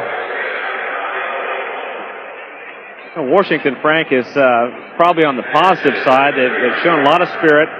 They have overcome some potential touchdowns by holding Dallas to field goals, and they haven't given up. On the negative side, one thing last year, they were tops in pass defense, very bad against the run overall. Even though they had a good defense, the run part of it was bad. They haven't improved in that area today, and also the fact that they've had the turnovers, and that'll just kill a football team. There's White back to do the punting. Virgil Say, the rookie, back to receive. Say tried to field it before it gets out of bounds, but couldn't get to it. And that'll stop the clock as the Redskins take over at their 22-yard line. Another 46-yard punt, a fine effort by Danny White. Landry seems to think that punting concerns White, but White says it really doesn't. He doesn't mind doing it at all, but Landry seems determined to find another punter. Well, the fact you have to work on it takes away a little bit of your practice time, but Danny doesn't feel that's a problem. He likes to take it out on the ball if he's got a bad third down anyway, so he's not against punting a bit. Landry, I think, in the long scheme of things, though, would like to get another punter. I think the Redskins drill team has just officially given up on Washington. Get ready for next week. Theismann, all he can do is put it up and hope for the best. Hits Washington, who's been a frequent pass receiver. Dickerson knocks him out of bounds. Well, you and I will see the Redskins again in a couple of weeks in St. Louis. It'll be interesting to see how much they've improved in that time. Obviously, Joe Gibbs knows now, if he didn't know before, exactly what he's got to work on. 2 turnovers today, and it could be a big improvement. They have the scramble pass by Theismann, who was forced by Ed Jones and Randy White. He threw it up for grabs in the end zone, and Everson Walls picked it up. Then they're in for another score on the 8-yard line, 9-yard line, and Dennis Thurman picked it off. So keep down the turnovers and keep fighting, and they're going to be in a lot of battles, and they have a lot of victories this year.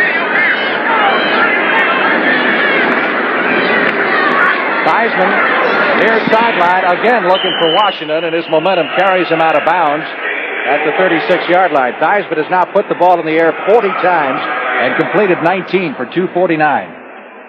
Yeah, he's thrown the ball well at times. Again, we've made it. There's Bethea trying to get around May, but Theismann gets rid of it. He's thrown a lot of nice passes today, and that man has been on the end of a few. I can't see someone giving up Joe Washington for a number 2 draft choice. He excites the fans, and I'm excited about him. As a former quarterback, you love to have a guy on your team like that. Washington has caught 9 passes for 107 yards. That would have been his 10th.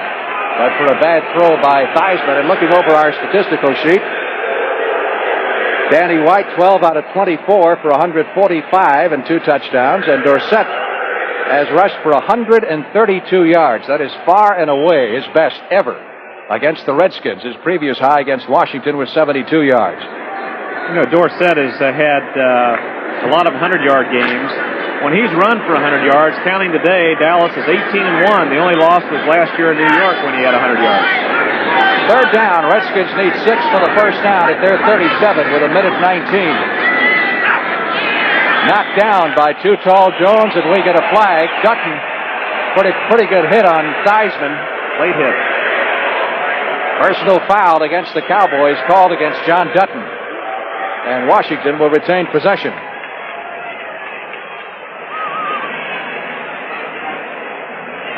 Jones knocks his pass down.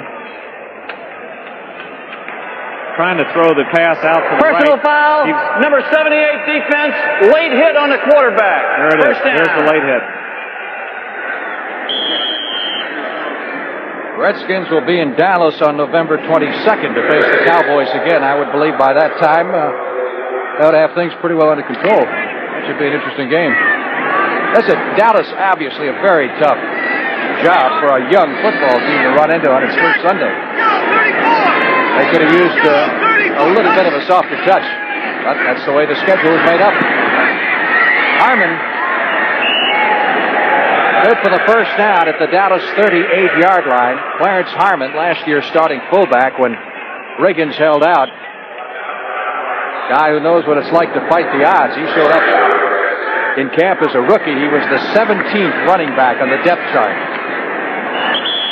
I mean, he was so far down on the depth chart that his name was written in hand on the other side of the sheet. That's being down far in the depth chart. It's a great story, Frank. I thought you'd like it. Russ Grimm hobbles off the field, one of the Redskin rookie offensive linemen. 51 seconds left in the game, second down. They're just short of the 10 yards needed for the first down. Hello. Shot! Yellow 34! Yellow 34! There's Washington, that seam again. That's his 10th reception of the day. It would appear that you're going to see a whole lot of that from the Redskins this year, throwing to the backs coming out of the backfield. Well, they're doing an excellent job. If Theismann has the protection, he's got Harmon out in the flat. If he's really rushed, he can dump it out to Harmon. He's got a wide receiver clearing out. And then Washington just goes in that seam. He probably caught 5 of his passes for a lot of yardage today, just in that area alone. Theismann with good protection, and C was wide open in the end zone. Charlie Waters had a missed assignment. Either he or Fellows had a mix-up in the defense. Fellows expected deep help, and Waters wasn't over there. Dutton with a big rush that time. Let's take a look at other scores. The Eagles comfortably in front of the Giants in the final period. Baltimore and New England in a squeaker. That's still going on in the fourth quarter. Atlanta final score. Starts out impressively, shutting out the Saints. Pittsburgh has come back. They were down for a while, leading Kansas City in the fourth period. That should bring you up to date. Our score, 26-10. Cowboys. That's all the time we have left, 19 seconds. That ovation there is for Joe Washington just coming out of the game, and he deserves it. Oh, he's worked hard. Theismann trying to get at least a consolation touchdown here. Intercepted. Penalty marker down. Benny Barnes on this interception. Carried back to the 25, but there was a flag. Hold everything. I'm going to bring that back. Going to be pass interference against Dallas.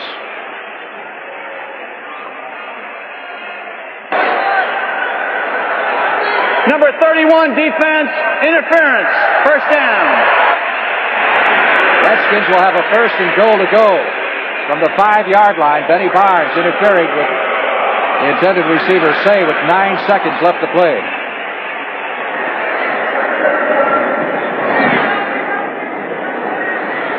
Joe Theismann, who threw for 17 touchdowns last year, 16 interceptions. And, of course, there's nothing like pressure on the quarterback to run up your interception statistics. And that's what's happened to Theismann today. He's been picked off 4 times. Metcalf in the backfield. First and goal. Theismann. Everybody covered. They threw it up in the nickel seats.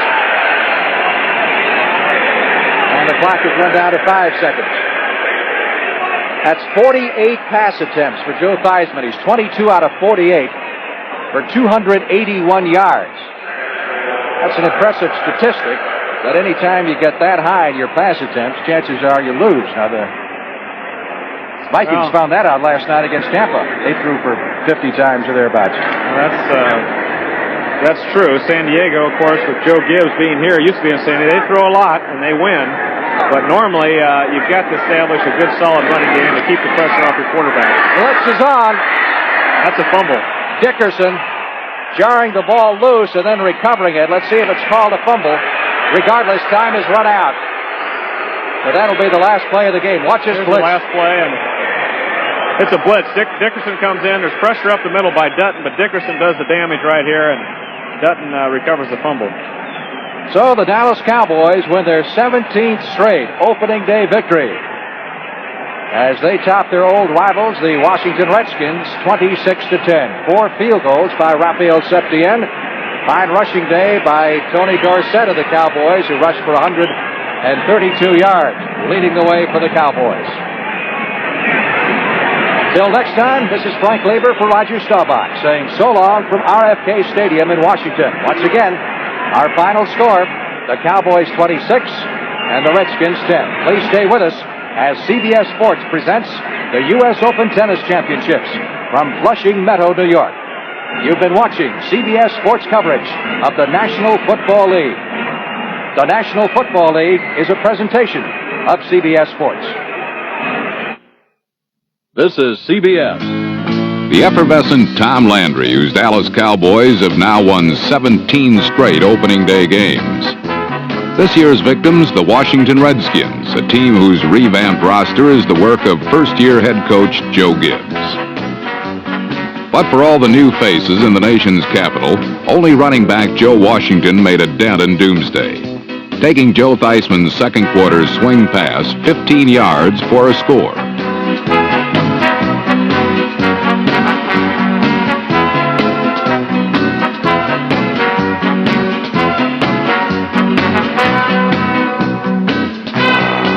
Before and after Washington's fine individual effort, the Redskins could do nothing else, as Doomsday handed head coach Gibbs the same kind of treatment they afforded his predecessors, Jack Pardee and George Allen.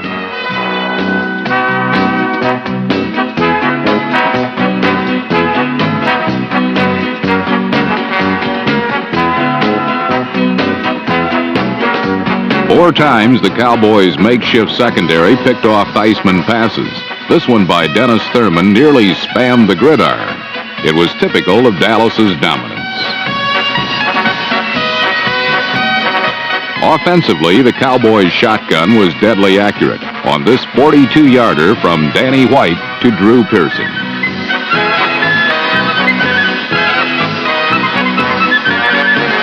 Tack on 132 yards rushing by Tony Dorsett and a beautiful one-handed stab by Billy Joe Dupree, and you've got a Cowboy rout.